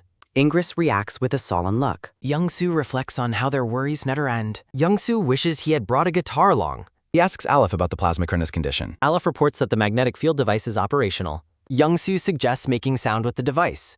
Aleph offers to try and exposes her internal components. The group listens curiously to the generated noise. Young-soo instructs Aleph on adjusting the audio pitch. Ingress asks about the electromagnetic sound production. Young-soo explains the process of frequency conversion. The woman notes Young-soo's musical playing posture. Young-soo enjoys playing his makeshift electronic guitar. Young-soo invites Ingress to try playing the mice. He teaches the others the rhythm of the song. Nova watches the group bonding together. Young-soo teaches Nova how to drum on a box. The blue-skinned girl Langit claims she must perform the most important role in their group. Languid begins singing a song about going on a journey, instructing the dark-haired man with the nasal tube to follow her lead. Langit stops the man, insisting that the pitch of his singing must perfectly match her own for it to work. The entire group, including Aleph and Nova, joins in to collaborate on their makeshift musical performance. Thrilled by the result, Langit asks Young-soo with a wide smile if this collaborative sound is what music truly is. Young-soo prepares to explain the human term used for a group of people who create music together. He envisions a rock group on stage to illustrate the concept of a musical band. Looking slightly somber, Young-soo expresses his regret that they do not possess a real guitar for their song. Young-soo uses a technical device to synthesize and add more complex audio layers to their simple musical sound. He holds a journal belonging to Dean Daniels, considering the possibility of adding rap lyrics to their composition. The group continues to build their melody atop the rhythm they established together during their campfire practice. Langit playfully sings about her outfit brand while Young-soo reads through the journal entries. The ensemble harmonizes on lyrics questioning what is truly important as they bond over their shared music. Young-soo wears a gentle, weary smile, clearly enjoying the rare moment of harmony and peace. Langit's face radiates pure joy as she continues to sing, fully immersed in the musical moment. As night falls over the field of flowers, the group concludes their song while the chapter title card for their band appears. Transitioning to a tactical discussion, Ingress asks if they must pass through the village to find spacecraft wreckage, while Young-soo suggests hiding. The armed group walks toward a massive structure, intending to avoid urban warfare by staying out of sight. Young-soo, now wearing a white helmet and mask, identifies their current location as the territory of the Northern Research Group. From a high walkway, they overlook a vast valley filled with countless white cross-like markers standing in the flora. The cemetery-like field stretches toward the horizon, carpeted with red and blue flowers and topped with glowing structures. Looking at the somber field, Ingress remarks that the landscape resembles the cover of a metal music album. Languid identifies the countless structures scattered throughout the valley as remnants of an old defense system. Young-soo sniffs the air through his mask, detecting an overwhelming and strangely sweet pheromone scent. Languid is unsure of the scent's origin, describing the fragrance as something that feels cleanly refined. Ingress orders everyone to seal their helmets to block out the spreading external pheromones in the village air. The group gathers their equipment as Ingress asks Nova if he knows where the local villagers have gone. Nova admits he fled during the chaos, but confirms that a significant battle took place in this area. Young-soo asks Nova for a more specific count regarding the number of enemies involved in the fight. Nova recounts how about 200 villagers were eventually overwhelmed and pushed back by their enemies. Ingress finds the silence of the area suspicious and asks if Nova requires a helmet for his protection. Young-soo explains that Nova does not need a helmet because she has received specialized Paluma training. He elaborates that Nova possesses far stronger chemical signal control than an ordinary inhabitant of the planet. Ingress asks if this unique biological ability is related to controlling creatures in the sea. Young-soo describes the Palama ability as the tactical power to spray specific pheromones at the right moment. Nova asks the group if they are genuinely unable to detect the pheromones currently in the air. Ingress explains that on Earth, pheromones are primarily used for communication by insects like ants and bees. Young-soo warns that the Paluma trait also allows for the control of other sentient beings. Ingress asks for more specific details on how this biological control mechanism actually functions.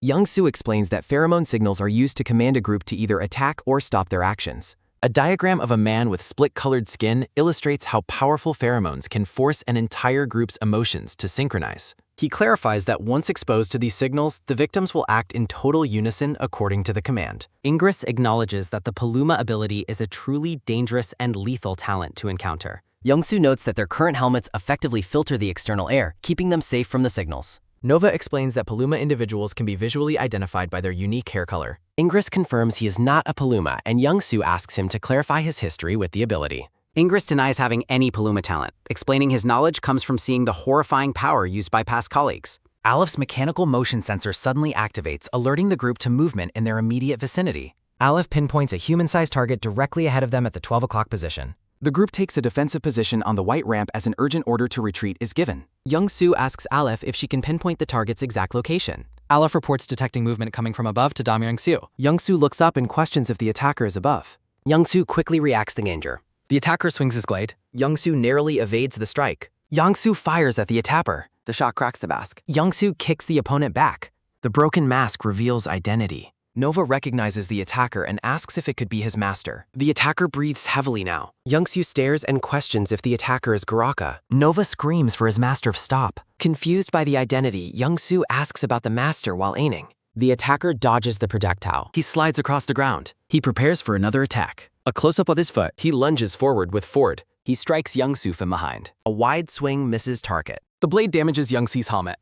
Langet screams Young-soo's name and confirm. Gas leaks from the helmet. Young-soo falls and gasps that he cannot breathe. Alef notes that she cannot use her weapon. Langet glares with intense fury. Langet lunges at the attacker. A close-up of Paraka's eye. Paraka prepares to defend himself. The two combatants clash together. A booming command orders them to stop. They stop and look surprised. The woman in black identifies Paraka and apologizes for the harm he caused. Sweat drips from Young-soo's chin. Langet offers her helmet because Young-soo's teep was cut. Young-soo lies on the ground and curses. Langet expresses shock while looking at Young-soo's face. Young-soo gaps for air now. Alef explains it is an immune response from pheromones in the air. Langet asks what they should do next. Alef suggests using the helmet and finding medication for him. Nova offers to try and control the pheromone problem. Nova looks on with determination. Alef discusses the medication while the woman in black asks about the spacecraft. The woman mentions the interesting technologies found in the wreckage. She offers to help if they ask for assistance. The group watches her leave. The woman asks why they do not ask for help. The masked figure in the yellow jacket reports that the rash is getting worse. The brown-haired man suffers from red rashes as a voice states they need to secure his airway and block external air. The blue-skinned girl with black hair holding a white helmet cheerfully offers her helmet. The masked figure in the yellow jacket questions the blue-skinned woman and the armored blue-skinned man about the thick aerosol concentration, wondering if they will be okay as a voice announces a spacecraft crashed nearby. The masked figure in the yellow jacket asks the blue-skinned woman if she is the owner of the wreckage. The blue-skinned woman with long white hair offers assistance, noting they look like they need help. The masked figure in the yellow jacket asks if they know about the Adelante. The blue-skinned woman with long white hair confirms her knowledge of the Adelante and states she expected advanced technology from these guests, while the brown-haired man sweats with exertion. The blue-skinned woman with long white hair, accompanied by the armored blue-skinned man, suggests they discuss matters on their way to her workshop. The blue-skinned woman with long white hair asks about the story that brought them all this way. The group walks up a grand staircase while a voice explains they came to this remote research group. The masked figure in the yellow jacket explains their home planet Earth has become unfavorable for survival and that this planet is now threatened by a giant meteor. The masked figure in the yellow jacket continues, stating they are on a mission to destroy it, while the blue-skinned woman with long white hair asks if they intend to destroy the Mount Ragbata. The blue-skinned woman with long white hair asks if they are Boomy saviors. The masked figure in the yellow jacket suggests they could be described that way if their plan succeeds. The masked figure in the yellow jacket looks on thoughtfully, saying, "Really?" The blue-skinned woman with long white hair smiles, remarking that it's an exciting story. Nova, the white-haired blue-skinned boy, calls out Ingress's name. Nova whispers to Ingress, the armored blue-skinned man. Ingress listens intently, remaining silent. The blue-skinned woman with long white hair states that she recovered some items from their species. She adds that she is not sure if there are any medications, showing cases marked Adelante. The blue-skinned woman suggests it might be better to create the medicine directly as she handles a record player. The masked figure in the yellow jacket, surrounded by musical notes, asks if there is a way. The blue-skinned woman with long white hair, also with musical notes, asks if he knows the principle of Boomy and physical enhancement. The masked figure in the yellow jacket explains that he understands it as physiological changes through pheromones, standing near the brown-haired man. The blue-skinned woman clarifies that Boomy and physical enhancement isn't completely natural. The blue-skinned woman, inserting a capsule into a device, reveals that these are the main characters. The blue-skinned woman with long white hair smiles, holding up 2 vials. The masked figure's red eye glows intensely. The masked figure asks if they are nano-sized robots. The blue-skinned woman in a white hoodie explains that Boomians are injected with these when young and trained to utilize them. The blue-skinned woman with black hair shows a severe reaction as a voice describes how red pheromones entering the body cause strength but also side effects. The blue-skinned woman in the white hoodie explains that these nanobots manage the side effects that occur when pheromones take effect. The masked figure in the yellow jacket, looking at the ailing brown-haired man, questions if she intends to suppress Dong Young-soo's immune reaction with that. The masked figure in the yellow jacket looks focused and concerned. The blue-skinned woman in the white hoodie acknowledges Dong Young-soo's name and explains her plan to check his immune mechanism and train the nanobots to suppress the reaction. The masked figure in the yellow jacket comments that since the nanobots are optimized for Boomians, target adjustment will be necessary. The masked figure in the yellow jacket holds a blood bag, stating it contains Dong Young-soo's clean blood. The masked figure asks if they can use Dong Young-soo's blood as a control group for the experiment. The blue-skinned woman in the white hoodie holding the blood bag asks if he will trust her skills.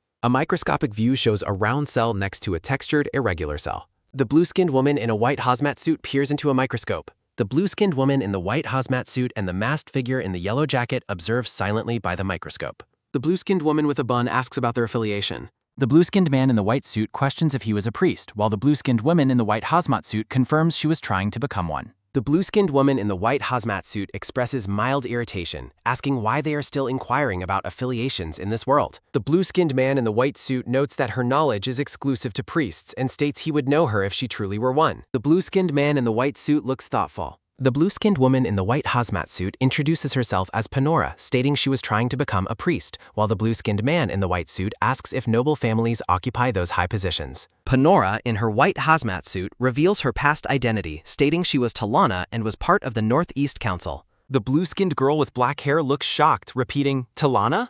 Panora explains that making people laugh and cry by imitating heroes on stage is similar to priests enchanting people. Panora adds that someone of ordinary background like her could never be assigned to the priesthood. The blue-skinned man in a white suit with a helmet claims that denying differences based on origin is an insult to the Boomi federal system. Panora, holding up a finger, accuses the blue-skinned man lying on the gurney of having a hypocritical attitude, like the nobles, regardless of his origin. A close-up shows a blue-gloved hand injecting a needle into a brown-skinned hand, causing a slight reaction. The masked figure in the yellow jacket, observing a device, reports that the body temperature is dropping. The masked figure in the yellow jacket asks Dong Young-soo about his breathing, and Dong Young-soo confirms it is much more comfortable. The masked figure in the yellow jacket acknowledges that the treatment is working and expresses gratitude. Panora expresses gratitude to the masked figure for their dedication to Boomi. Panora looks thoughtful, adjusting her glasses. Panora expresses frustration that Boomians' lack of sincerity about their world led to their current predicament. The blue-skinned man in a white suit with a helmet reacts to Panora's statement. Panora challenges the blue-skinned man in the white suit to be honest with his questions, specifically asking if he suspects her of being a traitor. The blue-skinned man in the white suit remains silent. Panora smiles and confirms she is indeed a traitor. The blue-skinned man in the white suit questions why Panora helped them, given their obvious affiliation as defense forces. Panora removes her outer garment, explaining she was more moved by their story than by Rash's plan, and is curious about their next steps. The blue-skinned man in a white suit with a helmet observes Panora intently. The blue-skinned girl with black hair and red facial markings looks angered. Panora, holding a glowing object, requests a detailed explanation. Panora asks what role she might play in that story. Dong Young-soo appears exhausted, slumped over. Panora, smiling, asks if they came by directly killing Garita. Dong Young-soo defends his actions, stating he had to kill them because they charged at him, and questions if there's an unknown combat method. Panora, gesturing to the landscape, reveals that the colorful elements in the research group's front yard are traces of nerve gas. Dong Young-soo, sweating, remarks that he finds killing with guns and swords cooler, like ancient heroes. The blue-skinned man in the white and red suit questions Panora's loyalty, asking why she would betray the traitor's side if she is with them. Panora reiterates her desire to save the planet and points out a problem with their plan. The blue-skinned man in the white suit asserts his ability to solve the problem and then questions what problem she refers to. Panora notes their intention to eliminate the Mounta Ragbata. Panora questions why they aren't planning to eliminate or change the orbit of the Mounta Ragbata in space. Panora concludes that their plan currently lacks any provision for going into space. Dong Young-soo looks concerned and sweats. Panora reveals that Raja has occupied the nearest spaceport, 8-Way Path. Panora explains to the blue-skinned man in the white and red suit that achieving space travel, either through 8-Way Path or launching rockets, requires significantly more people than they currently have. The blue-skinned man in the white suit questions if Panora alone makes this goal possible. Panora, raising a hand, asks if he considers her a hopeless fool. Panora stands amidst several armored figures, with Dong Young-soo seated nearby. Panora reveals that through mental synchronization, she found many talented individuals in the research group and believes they can be utilized. The blue-skinned man in the white suit asks in surprise if she synchronized all of them. Panora confirms the synchronization, attributing it to Raja's plan. An armored figure is shown with glowing red features as a voice describes the plan to let all Boomians die dreaming happy dreams until the planet's final moment. Several armored figures are shown with glowing red features as the voice describes the plan to let all Boomians die dreaming happy dreams. Panora smiles, remarking that Raja, lacking understanding of emotions, wrote such a childish script. The blue-skinned man in the white suit proposes freeing the people. Panora, with a subtle smile, challenges him by asking if he wants the synchronized people to wake up and kill her.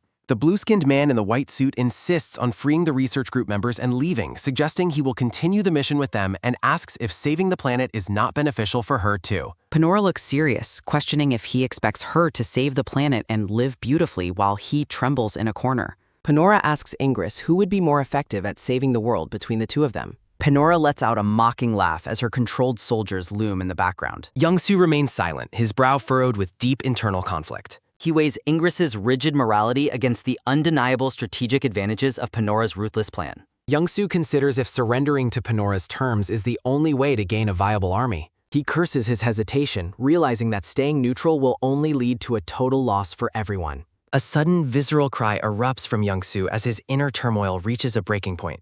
A tragic memory flashes by, showing a woman weeping as she holds a crying child. Another memory reveals a soldier attempting to comfort a man suffering from a mental breakdown. Young-soo recalls a past life where he served as a section chief, contemplating a chessboard. His subordinate questions his hesitation while Young-soo stares intently at the game pieces. The board shows a clear threat, with a black bishop placing the white king in check. Young-soo admits he was too focused to notice the check, but argues for a technical victory. The darker-skinned man reminds him that chess is defined by protecting the king from checkmate.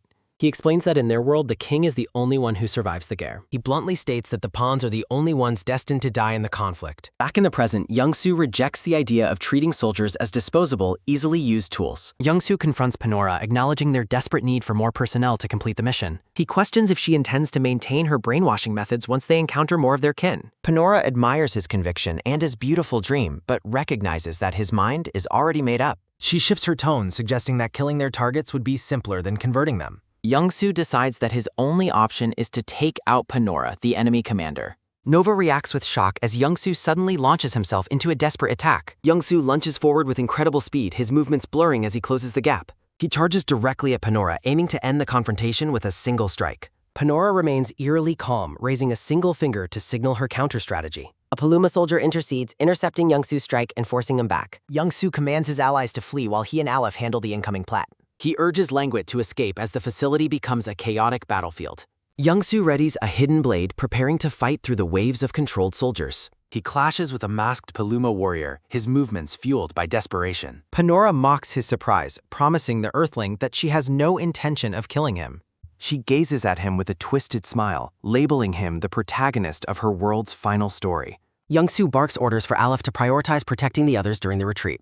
Nova finds herself overwhelmed and pinned down by the sheer number of Paluma soldiers. Young-soo spots his discarded gear, noticing a weapon still attached to his supply pack. A Paluma soldier stands as a silent sentinel over the equipment, blocking Young-soo's path. A close-up reveals the Paluma soldier's eye, bloodshot and glowing with an unnatural red light. Young-soo delivers a brutal strike to the soldier's head, attempting to break through the line. He continues the assault with a powerful punch, desperate to reclaim his lost advantage. Surrounded on all sides, Young-soo snarls at the soldiers to stay away from him. One of the controlled warriors seizes Young-soo's rifle, holding it high in a show of dominance. The soldier tosses the valuable weapon aside, effectively disarming the group further. Nova calls out a warning, alerting Young-soo that Panora has begun to move. Young-soo watches as Panora weaves through the ranks of her obedient, masked army. Panora stands guarded by her troops, her white hair standing out against their dark uniforms. Young-soo shouts a final command for her to stop as he continues his frantic charge. He dives through the group, his body a blur of motion as he tries to reach the commander. A close-up shows Young-soo's helmet as he exerts every ounce of his remaining strength. Young-soo's eye ignites with a fierce orange glow, signaling a final surge of power. The blue-skinned man in a white suit with a helmet directs Languit to the hole ahead. Languit crouches by a hole with her weapon as the blue-skinned man in a white suit with a helmet kneels beside her amidst a ta-ta-ta-ta sound. 3 masked figures wearing black masks, red shorts, and blue shirts sprint down a corridor. The blue-skinned man in a white suit with a helmet, exhaling, notes that it's a defensive passage and suggests they rest. The blue-skinned man in a white suit with a helmet observes Langit and Nova, remarking on Raja's ability to control so many people at once. He wonders if Raja is releasing pheromones using gas sprayers, as a vision shows sprayers over a field of red and blue flowers with crosses. He states that if his theory is correct, he needs to go to the central control room to operate the sprayers, as a burst of energy emanates below. The blue-skinned man's face shows distress as he softly calls out Langit's name. Languit, with red eyes and facial markings, clenches her teeth in pain. Nova pulls at Langit, who is struggling with her weapon, shouting her name and telling her no. Nova looks determined and strained. Nova pleads with Langit to snap out of it as she is enveloped in a red aura, aiming her weapon. Langit fires a red beam from her weapon, pushing Nova back. Nova is visibly shocked and affected by the blast. Languid, with red facial markings, stands over Nova, struggling against an unseen force while holding her weapon. The blue-skinned man in a white suit with a helmet wonders if her condition is due to not wearing a helmet. A blue-gloved hand trembles while gripping a red bar. Languid's face contorts in intense struggle and anger, with red eyes and markings. The blue-skinned man in a white suit with a helmet activates something on his suit, emitting a blue mist. Ingress, without his helmet, gently tells Langit to run away. Ingress, with a distressed expression, points the way, stating the operation failed and she must run in that direction. Langid, wearing her helmet, looks at Ingress, calling his hang. Ingress, with blood on his face, sternly tells her not to look back. Ingress, clutching his head with more blood on his face, urges her to hurry. Languid, looking back slightly, hears Ingress call out Noma's men. Languid, now calm in her helmet, states they will proceed with the original plan and asks for the central control room's location. Nova, looking resolute, replies that he will lead the way. Dong Young-soo, being carried, is roused as Ingress declares that he, Nova, and Dong Young-soo will go to the central control room and then questions Langit. The blue-skinned man in a white suit with a helmet, surrounded by other masked figures, states he will provide support and asks for directions. Languit, wearing her helmet, asks Nova if he knows the route to the central control room from their earlier position. Nova excitedly explains there's an elevator straight inside and they need to go to the bottom floor. The masked figure carrying Dong Young-soo shouts that he understands, then asks Aleph to separate the entangled opponents. The armored masked figures indicate it's possible to separate them if weapon use and violence intensity against Boomians are not limited. Aleph, the white-haired masked figure with red eyes, asks for approval. The masked figure carrying Dong Young-soo approves but specifies that Langit, Nova, and Ingress are excluded from the violence. The armored masked figures with glowing red features acknowledge the instructions. The armored masked figures with glowing red eyes and features prepare for combat. Aleph, the white-haired masked figure with red eyes, looks determined amidst lines indicating speed or tension. Aleph, the white-haired masked figure, strikes a masked opponent. Aleph swiftly dodges one masked opponent while striking another. Aleph delivers a powerful kick to a masked opponent in flight. Aleph, the white-haired masked figure, lands a swift blow to a masked opponent's head. Aleph expertly grapples a masked opponent, twisting the round. Aleph stands over a defeated masked opponent while other opponents surround them. Two masked figures hold down the blue-skinned man in a white suit with a helmet, one with a knife. Aleph, the white-haired masked figure, uses a whip-like weapon to strike the masked figures holding the blue-skinned man. A close-up shows Aleph's whip-like weapon striking. Aleph's whip-like weapon slices through an encounter. Aleph strikes a masked opponent's head with a swift punch. Aleph, the white-haired masked figure, swiftly attacks two masked opponents, creating a burst of purple energy. Aleph seizes a Paluma soldier from behind. A cold gaze through a visor. Aleph delivers a devastating close-range Shrek. Aleph orders his ally to flee toward the elevator while he holds the line. He presses the attack as his comrade escapes. The sight of the elevator offers a fleeting moment of hope. A wall of armed soldiers blocks their path to safety.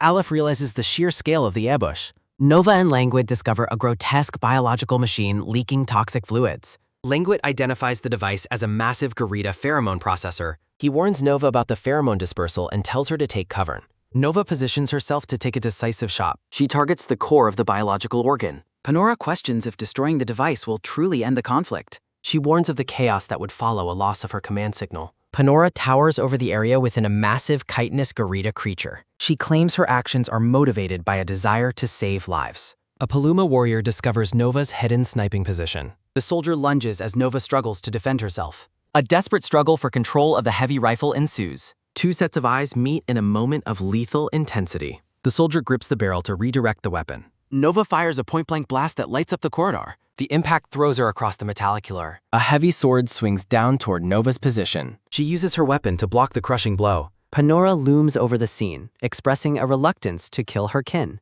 A brutal kick sends Nova sliding across the deck. The giant beast advances as the soldiers regroup. Nova finds herself pinned under the weight of a massive limb. A lethal claw hovers just inches from her face.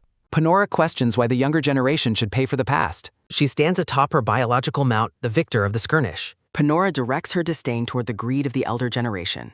Nova trembles as the crushing weight of the beast increases. Her gaze sharpens with a final, desperate resolve. Language shouts a vital discovery about the machine's mixing tank. Panora turns her attention toward the unexpected disturbance. Aleph confirms his successful entry into the core systems. He stands over the brain-like organ, holding a neutralizing agent. Aleph prepares to inject the substance into the machine's heart. Panora acknowledges Youngsu's cleverness in planning such a bold reversal. He continues his work unmoved by Panora's mockery. Blood drips from a wounded hand onto the floor. Youngsu reaffirms his commitment to doing what is right. Languid laughs through the pain, his face painted with battle. Wounded and surrounded, Languid refuses to back Tom. He launches himself into a final suicidal charge. Tall mechanical spires across the planet begin to vent gas. Thick clouds of chemicals roll over the landscape. A blue eye behind a cracked mask shows intense concentration. A white-helmeted commander in black and red armor calls out Ingris's name repeatedly to another armored figure. The distressed blue-skinned man without a helmet is addressed as Paraka by the white-helmeted commander, who asks if he is regaining his senses. The white-helmeted commander stands in a field of red and view flowers with crosses, observing the surroundings. 2 blue-skinned masked figures express surprise in the flower field. A masked figure in a white suit confronts Panora, demanding that she surrender immediately. Panora, with blue skin and a red organic headpiece, expresses regret that she never wanted to execute this plan. Panora's blue eye shows a determined resolve amidst her regret. Panora's thought bubble conveys her feeling of having no other option. The masked figure in a white suit questions Panora about the plan she mentioned. A large beige multi-limbed gorilla creature lets out an aggressive growl. A close-up of an intense red eye indicates alarm or heightened awareness. 2 large beige gorilla creatures are active in a red field, one struck by a red energy beam. A gorilla creature bares its sharp teeth with red energy swirling around its mouth. Panora, with a subtle smile, sarcastically asks what plan the masked figure means. 2 blue-skinned masked figures appear bewildered in the flower field. A masked figure observes a vast field of red and blue flowers adorned with numerous white crosses with large skeletal structures of gorilla in the background. A blue-skinned masked figure gasps in shock, clutching his chest as purple energy emanates from it. Another masked figure reels back, seemingly impacted by a powerful, unseen force. Panora, with a faint smile, reveals her true plan is to kill all the Boomians present. The chapter title, Grand Finale Ep 22 Counterpunch, is displayed. The masked figure in a white suit questions Panora's shocking intention to kill all the Boomians. Panora, standing within a gorilla's mouth, explains that those gathered here prioritize their own safety over the survival of their species. A blue-skinned man in a white helmet looks on with concern, while Panora states that Dong Young-soo should join her. Panora concludes that Dong Young-soo would be better off joining them rather than siding with the hypocrites. A figure in red and white armor and Aleph in gold and black armor fight a large gorilla, a fierce battle ensuing. A sword lies on the floor, surrounded by a purple glow and speed lines. Panora reacts with an exclamation of surprise. Languid in red and white armor grapples with the gorilla, as Aleph in gold armor engages another part of the creature near the dropped sword. Aleph, in gold and black armor, descends rapidly with striking speed. Aleph delivers a powerful kick to the gorilla, knocking back a red armored figure nearby. Aleph, in gold and black armor, strikes a masked opponent amidst a burst of purple energy. Aleph, in gold and black armor, fights dynamically with a weapon, generating purple energy trails. Aleph asks Languid if she is alright while grappling with a gorilla, and Languid confirms she thinks so. A white-suited figure with a backpack is warned that Panora is approaching as a gorilla advances. A blue-skinned figure with black hair is flung onto a purple glowing surface, a sword lying beside him. Dong Young-soo, in a white suit with a backpack, evades an attack from the gorilla, the sword still on the ground. Dong Young-soo quickly retrieves the fallen sword. Dong Young-soo slashes at the gorilla with his sword, creating a powerful impact. Dong Young-soo calls out to Al, requesting supporting fire against the gorilla. Aleph, in gold armor, acknowledges the request and instructs Dong Young-soo to maintain distance from the gorilla. Aleph takes aim with a rifle, providing cover for Dong Young-soo, who is battling the gorilla. The gorilla is struck by an energy blast, a large impact visible on its body. The gorilla recoils from the attack, purple liquid streaming from its mouth. Dong Young-soo questions if the gorilla is truly defeated. Dong Young-soo looks up, surprised by something above him. Panora stands atop the gorilla as a voice exclaims her presence on the monster. Dong Young-soo is engulfed in purple energy, expressing shock and confusion. A close-up of a blue-skinned man with a white mask, Dong Young-soo, is warned by an off-panel voice to watch his footing. Dong Young-soo confirms he is fine as he struggles to hold on to purple tendrils, falling into a chasm. A white-helmeted commander discusses the strategy of inducing a chain collapse by targeting vulnerable points. The commander assigns Dong Young-soo the role of Alamzaner. He explains the mission to lead the cavalry in a wedge assault toward the enemy center. The cavalry charges forward on white bikes, flags waving in the wind. A massive gorilla creature looms ahead, its fierce expression filling the view. A white-helmeted soldier declares his intent to handle a specific enemy. A rider clashes violently with a Garita. A gloved hand grips a weapon with intense force. A devastating blow lands, creating a bright explosion. A burst of energy erupts from the Emat. Soldiers fight desperately amidst the chaotic battlefield. The commander orders the cavalry to pivot to the left. He specifies the primary goal is to capture Panora in the center. Giant Garita creatures dominate the landscape as the assault continues. A white-helmeted soldier looks sharply toward an unseen threat. A soldier is suddenly knocked back by a powerful force. A soldier manages to stand atop the massive body of a Garita. A warning echoes through the air about traitors and gunfire. A rider in a red cape is shot, sent flying from his pike. A soldier tells Barda he will climb the giant Garita to capture Panora. He commands the troops to break through the center and attack the left. A blue-skinned soldier in a helmet confirms the order. A rider charges headlong into a Garita. A white-helmeted soldier stares ahead with grim determination. The blue-skinned warrior in a red cape recognizes the soldier, calling him Dean and wondering if he survived. A brown-skinned man shouts for Dong Young-soo and Langitara. Dean's eyes widen in shock. The blue-skinned warrior tells Dean to focus on chasing Panora. The warrior asks for Panora's current location. The blue-skinned warrior concludes that Panora has left the field and suggests heading to the canyon. A white-helmeted soldier is bewildered as the blue-skinned warrior initiates mental synchronization. Purple energy tendrils emanate from the warrior, connecting him to the surroundings. A mysterious narration describes the first step to becoming light as listening. The blue-skinned warrior stands centered within a swirl of energy. The narration suggests that heaven will unfold after action is taken. Jocelyn, a pink-haired woman in a yellow shirt, prepares a massive spike chain. Dean is stunned, questioning if it is really Jocelyn. Jocelyn looks back with a confident, mocking smirk. Dean's expression is one of pure disbelief. Dean opens fire on Jocelyn and the Fiatic. The brown-skinned man looks on with a confused expression. A white-helmeted soldier is blindsided by a massive spiked club. An electric shock surges through the soldier as the weapon connects. The soldier groans in pain from the hit. The narration reflects on the path to becoming light. A white-helmeted soldier shoots another soldier who seems corrupted. The narration emphasizes the importance of listening. A figure wielding the spiked club stands menacingly. The narration concludes that heaven will unfold after action. A soldier is crushed by the heavy spiked club.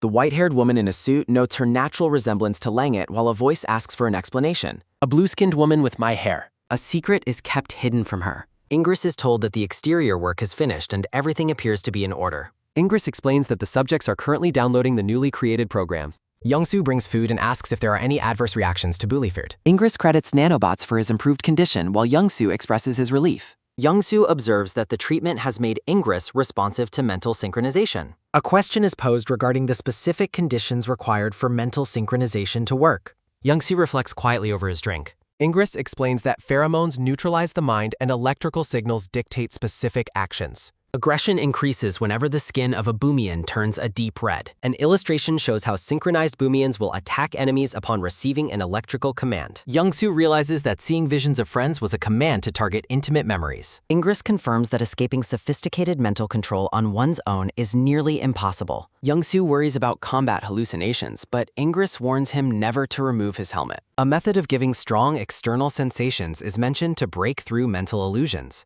Ingress reveals a device he modeled after Young-soo's guitar to provide those sensations. A plasma cutter has been modified for use within active combat areas. The mechanical instrument hums with energy. Young-soo reacts with genuine, wide-eyed amusement. He holds the weaponized guitar firmly. Ingress presents a component that will allow the device to produce audible sound. Young-soo puts on the earbuds and asks if he can try playing the instrument. Ingress permits him to play, but admits he is too exhausted for more work today. Young-soo promises to repay the favor as they exchange a supportive thumbs up. Ingress looks weary while holding his drink. He wonders if Earthlings normally prefer their drinks to be this strong. Young-soo sits on the ledge, strumming the mechanical guitar under the twilight sky. Langit approaches him through the dark camp while carrying a lit lantern. Strumming through the quiet night air. Langit stands behind him, listening silently. She places one of the earbuds into her own ear. Langit asks about the origin of the music he's playing. Young-soo explains it is a song he suddenly remembered making with a friend. Fingers dance across the mechanical strings. Langit says the music makes her feel both happy and sad at the same time. He confirms he is composing the music with those exact feelings in mind. A flashback shows a girl at a computer admiring a melody Young-soo composed. She explains they need an ending song for the conclusion of their live broadcasts. Young-soo's request for payment earns him a lecture about prioritizing money over art. They lean in close to brainstorm a title for their new musical project. The girl reflects on the song's purpose as a broadcast pleasure. She suggests naming the track Grand Finale and clicks the mouse to save it. Returning to the present, Langit asks if he truly likes the melody. The two sit together as meteors streak across the sky above their camp. A hand plucks a red flower. The blue-skinned woman in white armor offers the flower with a gentle smile. The white-haired woman says that an atmospheric composition analysis is now possible. She inhales the flower's fragrance scent. The woman questions the current situation. She created memories from sensory data. The woman asks about interlinked senses. She identifies emotional bundles of memories. She notes the program's original effectiveness. Program download grants authority over facilities. This authority assists Young-Soo's upcoming mans. She emphasizes a final critical point, a plea for Langit's continued safety. Young-Soo and Langit share an eye. He explains the historical role of priests. Scientific progress led to loss of faith. Religious messages eventually lost all meaning. He laments the modern loss of belief. He urges acceptance of their current reality. Young-Soo prepares to address the group. He identifies the next strategic target. The mission includes finding ship engines. He warns of traitors occupying facilities. He demands an end to sacrifices. Young-Soo proposes negotiating with the traitors. Barda rejects the ridiculous negotiation plan. He cites Panora's history of kinfire. Young-Soo justifies peaceful outreach to survivors. Paraka emphasizes the long-standing internal war. Younger generations cannot imagine coexistence. The elder shares the desire for revenge. He asks what the homeland requires. He suggests fighting only if persuasion fails. Paraka agrees but prepares for inevitable combat. Paraka asks for the mission decals. Phase 1 involves Alepht's terrain assessment. Young-Soo confirms Alepht's authority over facilities. Hiji silences questions regarding its authority. Paraka allows the briefing to proceed. Phase 2 focuses on opening routes. Young-Soo's armor damage necessitates tactical withdrawal. Barda questions Young-Soo's lack of kava. Young-Soo's leadership is deemed too valuable. Young-Soo praises Barda's previous combat performance. Barda reacts with stunned, silent shock. Barda feels embarrassed by the recognition. Final phases involve occupation and isolation. Night falls over the desolate landscape. Aleph reports the fortress has been had. Young-Soo plans around a detected surveillance post. Aleph suggests a tactical flank entry. Aleph deploys ropes for the climb. The team prepares to scale the wall. A warrior begins the rapid ascent. Aleph reports that the interior entry is complete and identifies a small number of guards. Young-Soo orders the group to subdue targets without killing them to ensure their cause is understood, while Langit agrees. A blue-skinned man with long white hair sits in a defensive posture. A metallic hand suddenly covers the blue-skinned man's mouth to silence him. Langit stands behind the masked Aleph as they prepare for the next phase of the mission. The warrior in white and red armor presents a new proposal. Young-Soo commends Langit on her successful mission and orders her to return to the camp safely. Langit acknowledges the order and decides to return with the small group of survivors. Ingress reports that the commander of the second stronghold has expressed a willingness to cooperate. Paraka reports that the third stronghold has also agreed to cooperate while a young blue-skinned person apologizes. Young-Soo looks out over the landscape and observes that their plan is proceeding smoothly. Barda experiences interference in his communication device as he is told Aleph is arriving for support. The decision is made to proceed into the facility despite the technical difficulties. Barda stands guard with his sword drawn near a pile of scrap as an observer watches from above. Two armored warriors stand at the ready while a third teammate dashes further into the corridor. A bald, blue-skinned man in dark armor is startled by a sudden greeting. Barda points his blade at the man and formally initiates a negotiation. A gun is pointed at Barda from off-screen as he is ordered to drop his weapon. Barda reacts with wide-eyed surprise at the sudden counter-ambush. A bright light flares as Barda is caught in a precarious situation. A woman in a white spacesuit aims her weapon and demands that everyone surrender. The order for the intruders to disarm is repeated firmly. Barda is held at gunpoint while the blue-skinned man on the ground watches the confrontation. A close-up shows the intense focus in Barda's eye behind his visor. Barda looks up with a start as the situation escalates. The woman in the spacesuit maintains her aim and repeats her demand for compliance. A metallic sword falls to the ground as a sign of submission. An armored ally rushes to Barda's side to check for Angelus. The newcomers are aggressively questioned about their identity by the woman in the spacesuit. Barda identifies himself as a friend of Young-Soo in an attempt to de-escalate the conflict. The woman in the spacesuit reacts with visible shock to the mention of Young-Soo's name. Barda waits tensely for a response after declaring his affiliation. The woman in the spacesuit requests a private conversation to clarify the situation. A helmeted ally advises her to keep the discussion brief. The two parties approach each other to begin their dialogue. Barda explains that he is there for a negotiation and that Aleph is on his way. The woman in the spacesuit expresses confusion regarding Aleph's proximity. Barda uses rapid hand signals to communicate a silent message. The meaning of the hand gestures remains unclear to the observers. The woman in the spacesuit narrows her eyes as she processes the new information. She signals for Aleph to stop as a small drone hovers in the background. The woman skillfully spins her handgun before holstering. She commands her drone, Tinkerbell, to disable the signal jamming in the area. She activates a device on her arm to perform a comprehensive radio scan. Barda watches as the woman initiates a formal communication broadcast. The transmission continues as she identifies herself to the receiver. Aleph is challenged to state his official affiliation, rank, and identification code. The woman joyfully identifies herself as Sergeant Jocelyn Yates, callsign Poet, and celebrates Aleph being alive. Aleph expresses his relief that Jocelyn survived and asks for her current coordinates. Jocelyn confirms she is stationed at the facility known to the Boomians as the 4th Space Observatory Base. Jocelyn mentions meeting an alien claiming to be Youngsu's friend.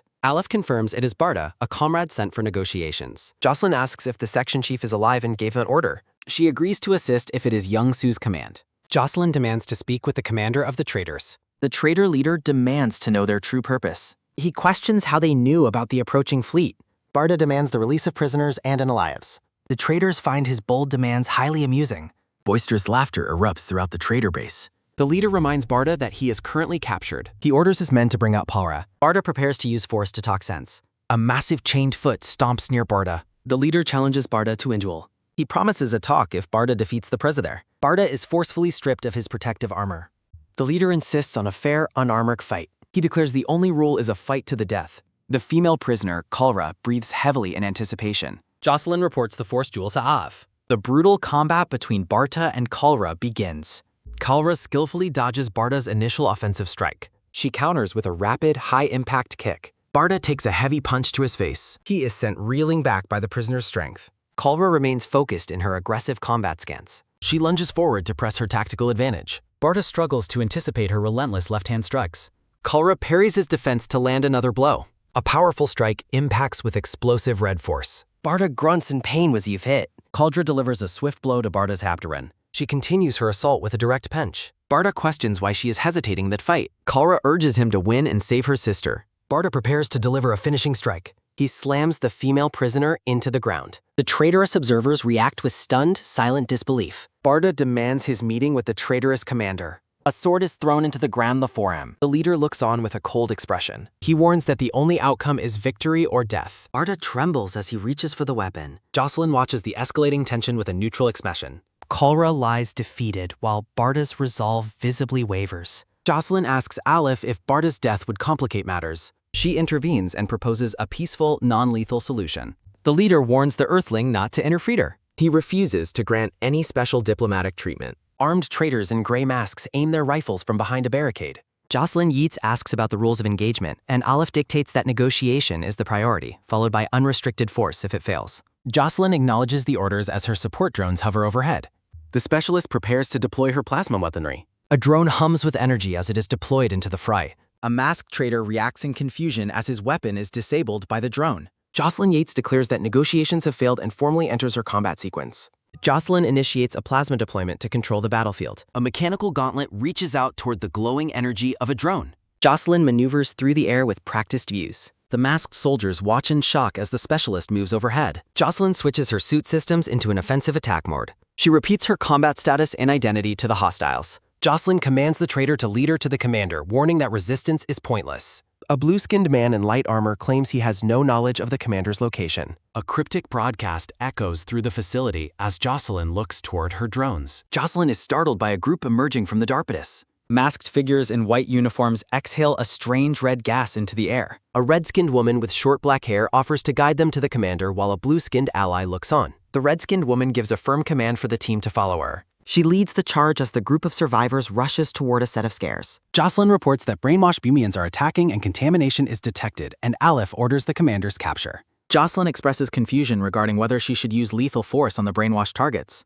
Aleph clarifies that non-lethal actions will better support their long-term goals. The red-skinned woman and her allies engage the brainwashed attackers in swift, non-lethal combat. With a powerful strike, the red-skinned woman subdues another assailant. A traitor in a gray mask watches the skirmish from a high balcony. A heavy stomp punctuates the rhythm of the close-quarters battle. The red-skinned woman leaps at a swordsman to press the attack. A high-impact strike connects with explosive force. The masked swordsman readies his blade for a counteroffensive. A drone zips through the corridor to provide tactical support. The warrior narrowly avoids a strike from a glowing energy weapon. The masked traitor looks down in shock at his damaged, smoking sword. The red-skinned woman continues her sprint while an ally delivers a forceful kick to a guard. Beams of energy light up the dark hallway as the team advances. Jocelyn uses her shield to protect her allies as they charge through the corridor. Masked enemies fire their rifles at the oncoming group.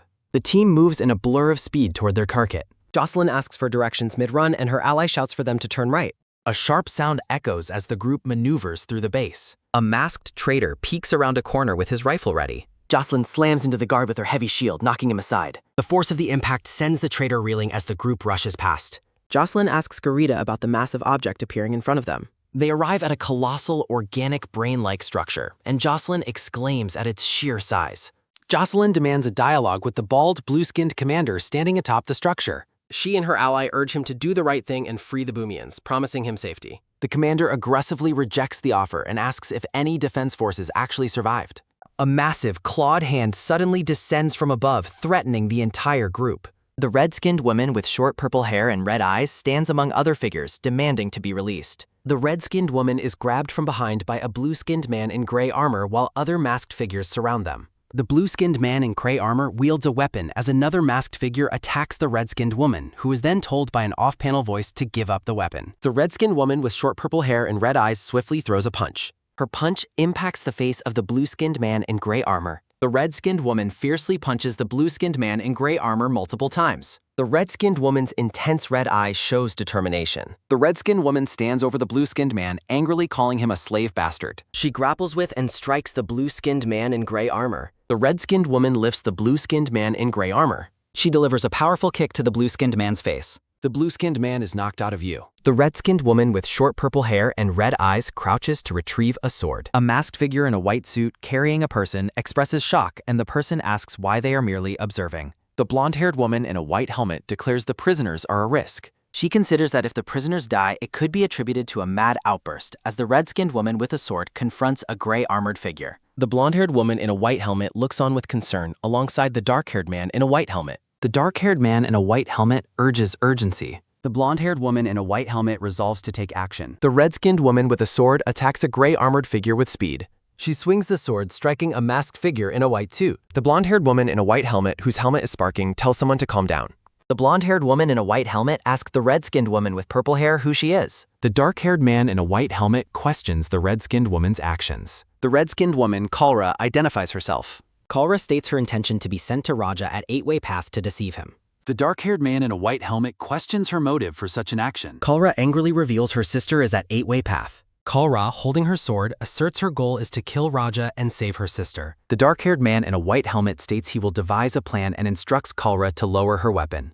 A hand wearing a red and black glove grips a sword tightly. The blonde-haired woman in a white helmet observes Ingress, a blue-skinned man holding a rifle along with other armored figures. Ingress, the blue-skinned man in white and red armor with a red cape, trembles while holding a rifle, displaying distress. A close-up of Ingress's tense blue eye and face reveals his fear. A close-up shows the blonde-haired woman's focused expression. A close-up reveals Ingress's hands trembling as he grips the rifle. The red-skinned woman stands towering over two masked figures below. The blonde-haired woman in white and red armor holding a rifle observes with two other masked figures. The blonde-haired woman in a white helmet muses to herself. The dark-haired man in a white helmet instructs Ingress to manage the situation, and Ingress agrees. The blonde-haired woman in a white helmet tells Jocelyn to plan the team members' return, adding that other Boomians will join the discussion. Jocelyn, the blonde-haired woman in a white helmet, acknowledges the instructions. The dark-haired man in a white helmet turns his attention to Jocelyn. The dark-haired man remarks that Jocelyn appears very attached to the species, to which Jocelyn questions her own feelings. Jocelyn, the blonde-haired woman in a white helmet, asks the dark-haired man for a promise. Jocelyn insists that if he ever has to choose between the lives of their crew members and the species, he must prioritize the crew members. The dark-haired man in a white helmet remains sour. He expresses that her point is obvious but questions her underlying motive. Jocelyn reminds the dark-haired man that the crew members' lives include him. Jocelyn sternly warns him never to sacrifice himself. The blonde-haired woman in a white helmet contemplates an extreme scenario. Her thought continues, considering if a kid's life is put on the scale. Langet, the blue-skinned woman in white armor with a red cape, stands ready with her rifle. Dong Young-soo, the dark-haired man in a white helmet, pauses in thought, then expresses his understanding.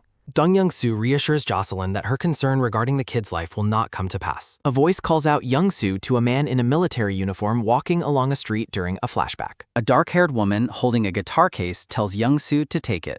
Young-soo declines the guitar case, stating his reluctance as a private, suggesting he might take it later. The dark-haired woman reveals Young-soo's deployment to Kazakhstan, urging him to take the guitar case immediately. Young-soo contemplates his imminent deployment. Young-soo reluctantly accepts the guitar case from the dark-haired woman. Young-soo thanks the group as he prepares to leave in a white car. The dark-haired woman and others wave farewell, advising Young-soo to take care, trust warmly, and contact them often. Young-soo reassures them from inside the car not to worry. Young-soo's expression turns somber within the car. Young-soo thinks about whether he can pursue music again. His thought concludes that music is no longer enjoyable. A voice asserts that Raja was suspicious from the start. Aleph, in yellow and black armor, states that Raja withheld important information, prompting another figure to ask what information. Jocelyn reveals Raja withheld information about an approaching meteor and the Boomian's abilities. Dong Young-soo expresses his belief that Raja is manipulating them to prevent interference. Dong Young-soo's determined gaze is visible through his honor. Jocelyn asserts that they should eliminate Raja. Dong Young-soo asks if Raja is considered that plaguening. Jocelyn confirms the threat, explaining that they need to establish an Earthling nation and thus must eliminate Raja's group. Jocelyn reacts with a surprised expression. Dong Young-soo recognizes the statement from an administrative manual, asking if it was a quote from Charles Tilly. Dong Young-soo remembers his obligation to report to Raja every 8 hours.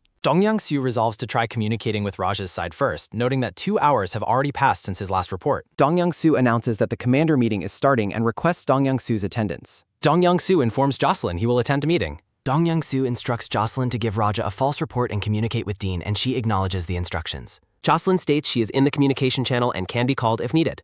Aleph addresses Langwit, noting that they have been waiting for 10 minutes. Langit asks Dong Young-soo if he needs to record his report, and he replies that he wrote it briefly earlier. Langwit asks about the psalm. Dong Young-soo jokingly asks Jocelyn if she is trying to form a band, and she replies negatively. Dong Young-soo explains he asked Langit to sing because she is a good vocalist, while Jocelyn expresses suspicion that there is more to it. Dong Young-soo apologizes to Langit, telling her the song will have to wait. Dong Young-soo instructs Jocelyn to communicate with Deputy Chief Dean and inform him of the outcome. Jocelyn calls out to later. Jocelyn tells Langwit that they need to install the antenna in a high place. Jocelyn asks Langit if she wants to agothe here. Aleph offers to go with Jocelyn to help with translation and work. Langit agrees, stating they should go. Jocelyn tells Aleph that she doesn't think Langwit needs translation. Aleph enthusiastically states they will all go together. A playful comment suggests Langit has affection for the section chief.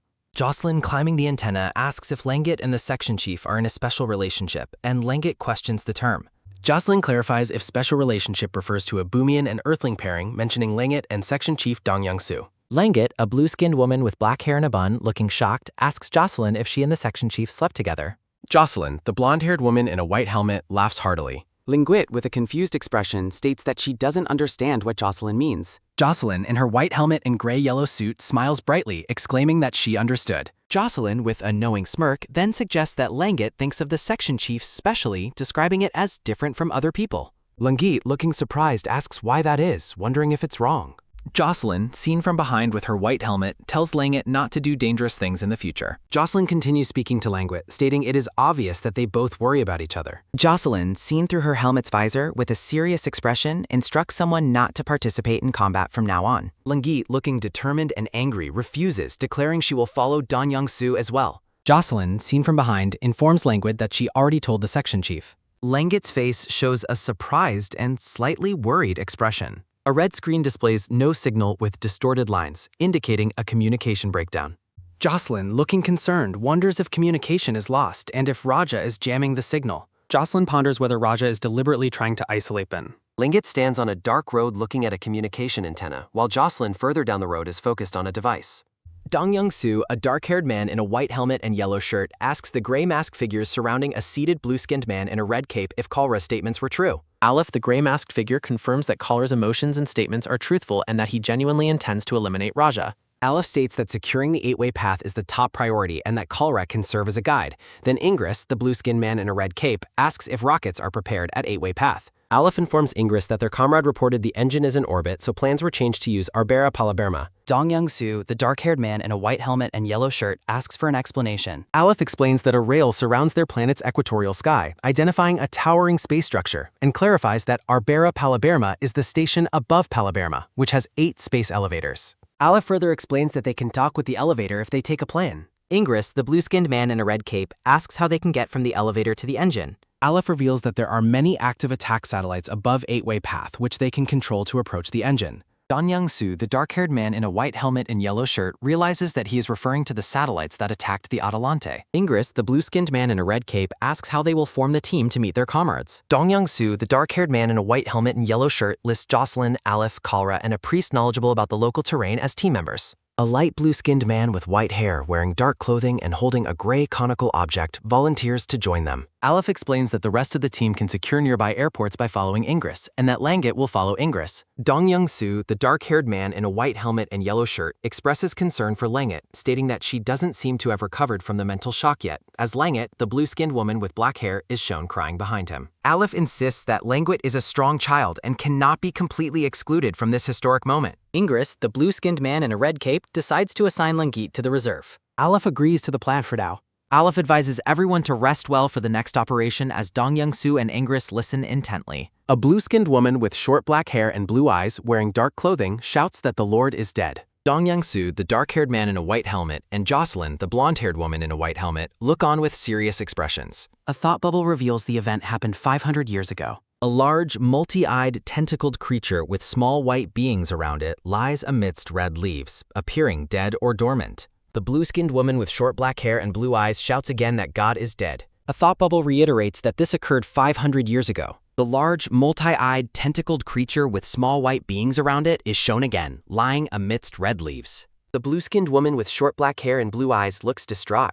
A stone mural depicting human-like figures and a circular design is shown, as a thought bubble reveals that in ancient times, a species called God came to their planet. The thought continues, explaining that they chose them among Bumi's countless lifeforms, showing the large creature God interacting with smaller figures. The thought further details that they helped them build civilization. The large creature God stands in a field with a blue-skinned person surrounded by crops. The thought continues, explaining that they also taught them how to handle garita, which served as spaceships in transportation, depicting a massive garita with smaller figures, and concludes that a long, peaceful era followed. The thought shifts to a time when doubts emerged, showing a blue-skinned man in a helmet and red scarf looking suspicious. The thought concludes that they believed God was transmitting new knowledge to their kin in space to dominate the Bumians, just as they had done with garita. The ancients killed God and then sliced its useful knowledge into pieces, sending them to laboratories. In a world without God, division occurred, and garita attacks continued.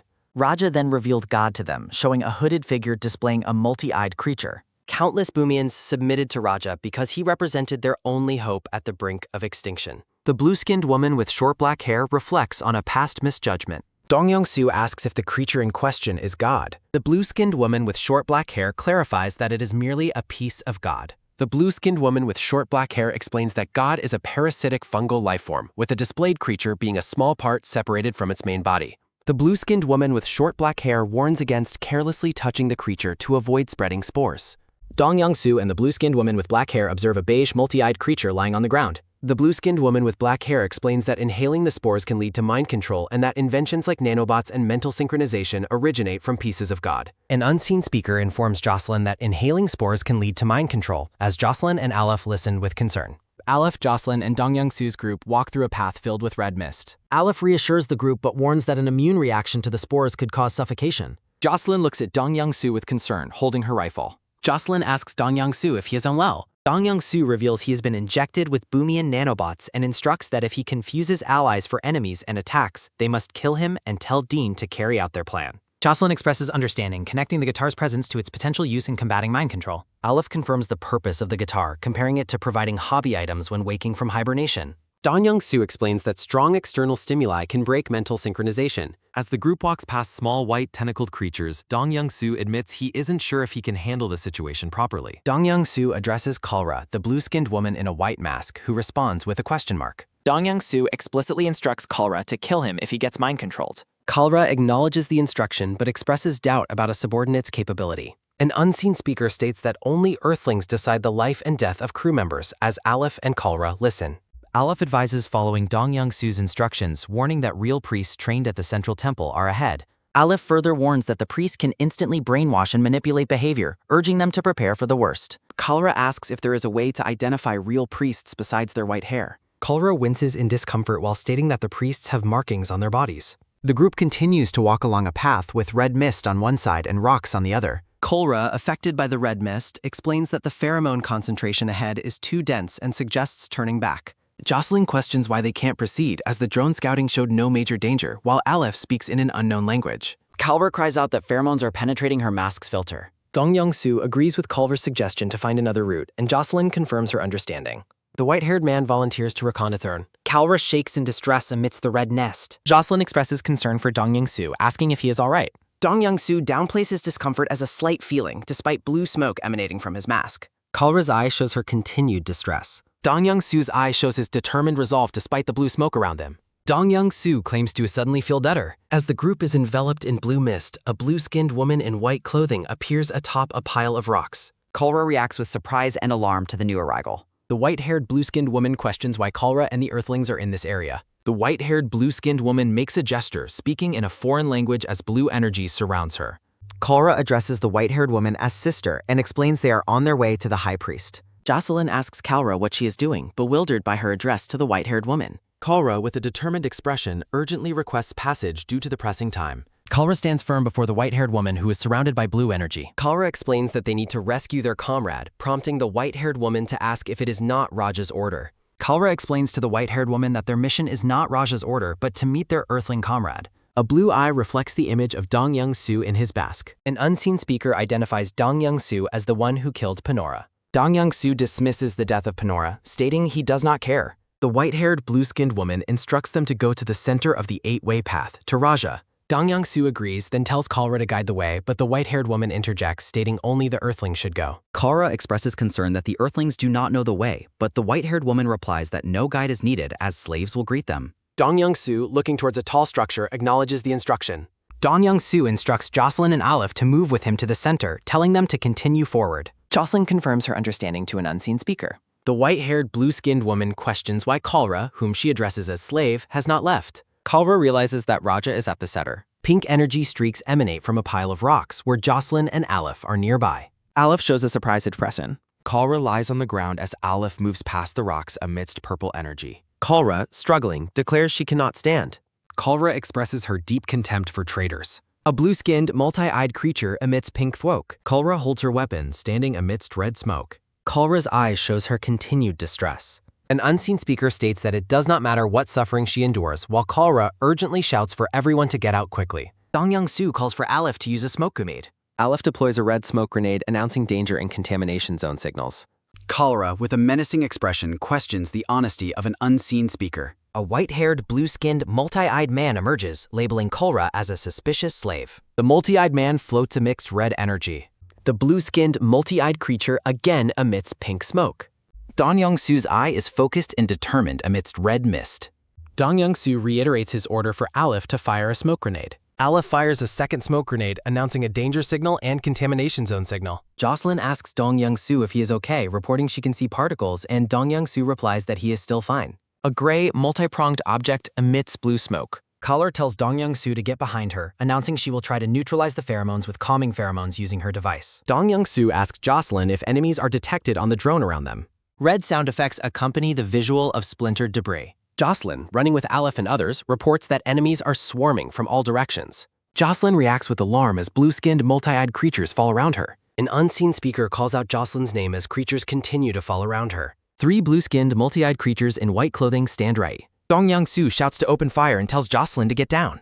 A blue-skinned, multi-eyed creature is hit by purple energy. Dong Young-soo fires his rifle at the blue-skinned, multi-eyed creatures. Aleph asks Jocelyn if she's okay. Jocelyn, lying on the ground, confirms she is fine. Dong Young-soo points and shouts for the group to go this way. Dong Young-soo looks confused or surprised. Jocelyn urgently tells the section chief to hurry as a nearby character's helmet appears damaged with a purple substance. Aleph and another team member run from a blue-skinned, multi-eyed creature. Aleph asks Dong Young-soo if he is having hallucinations, and Dong Young-soo replies he thinks so. Aleph shows a concerned expression. A blue-skinned fist punches with intense force. A person in a white suit looks up as a multi-eyed creature with blue glowing hands appears to stop. The person in the white suit explains that these creatures only temporarily lost control. Speakers blare loudly, broadcasting distorted messages in an unknown language. A blue-skinned man with white hair and multi-eyed growths commands the strangers to approach. Dong Young-soo in a white and yellow suit and another character in a black and yellow suit express their confusion. An unseen speaker declares that God is descending as figures in suits observe a massive organic structure in the distance.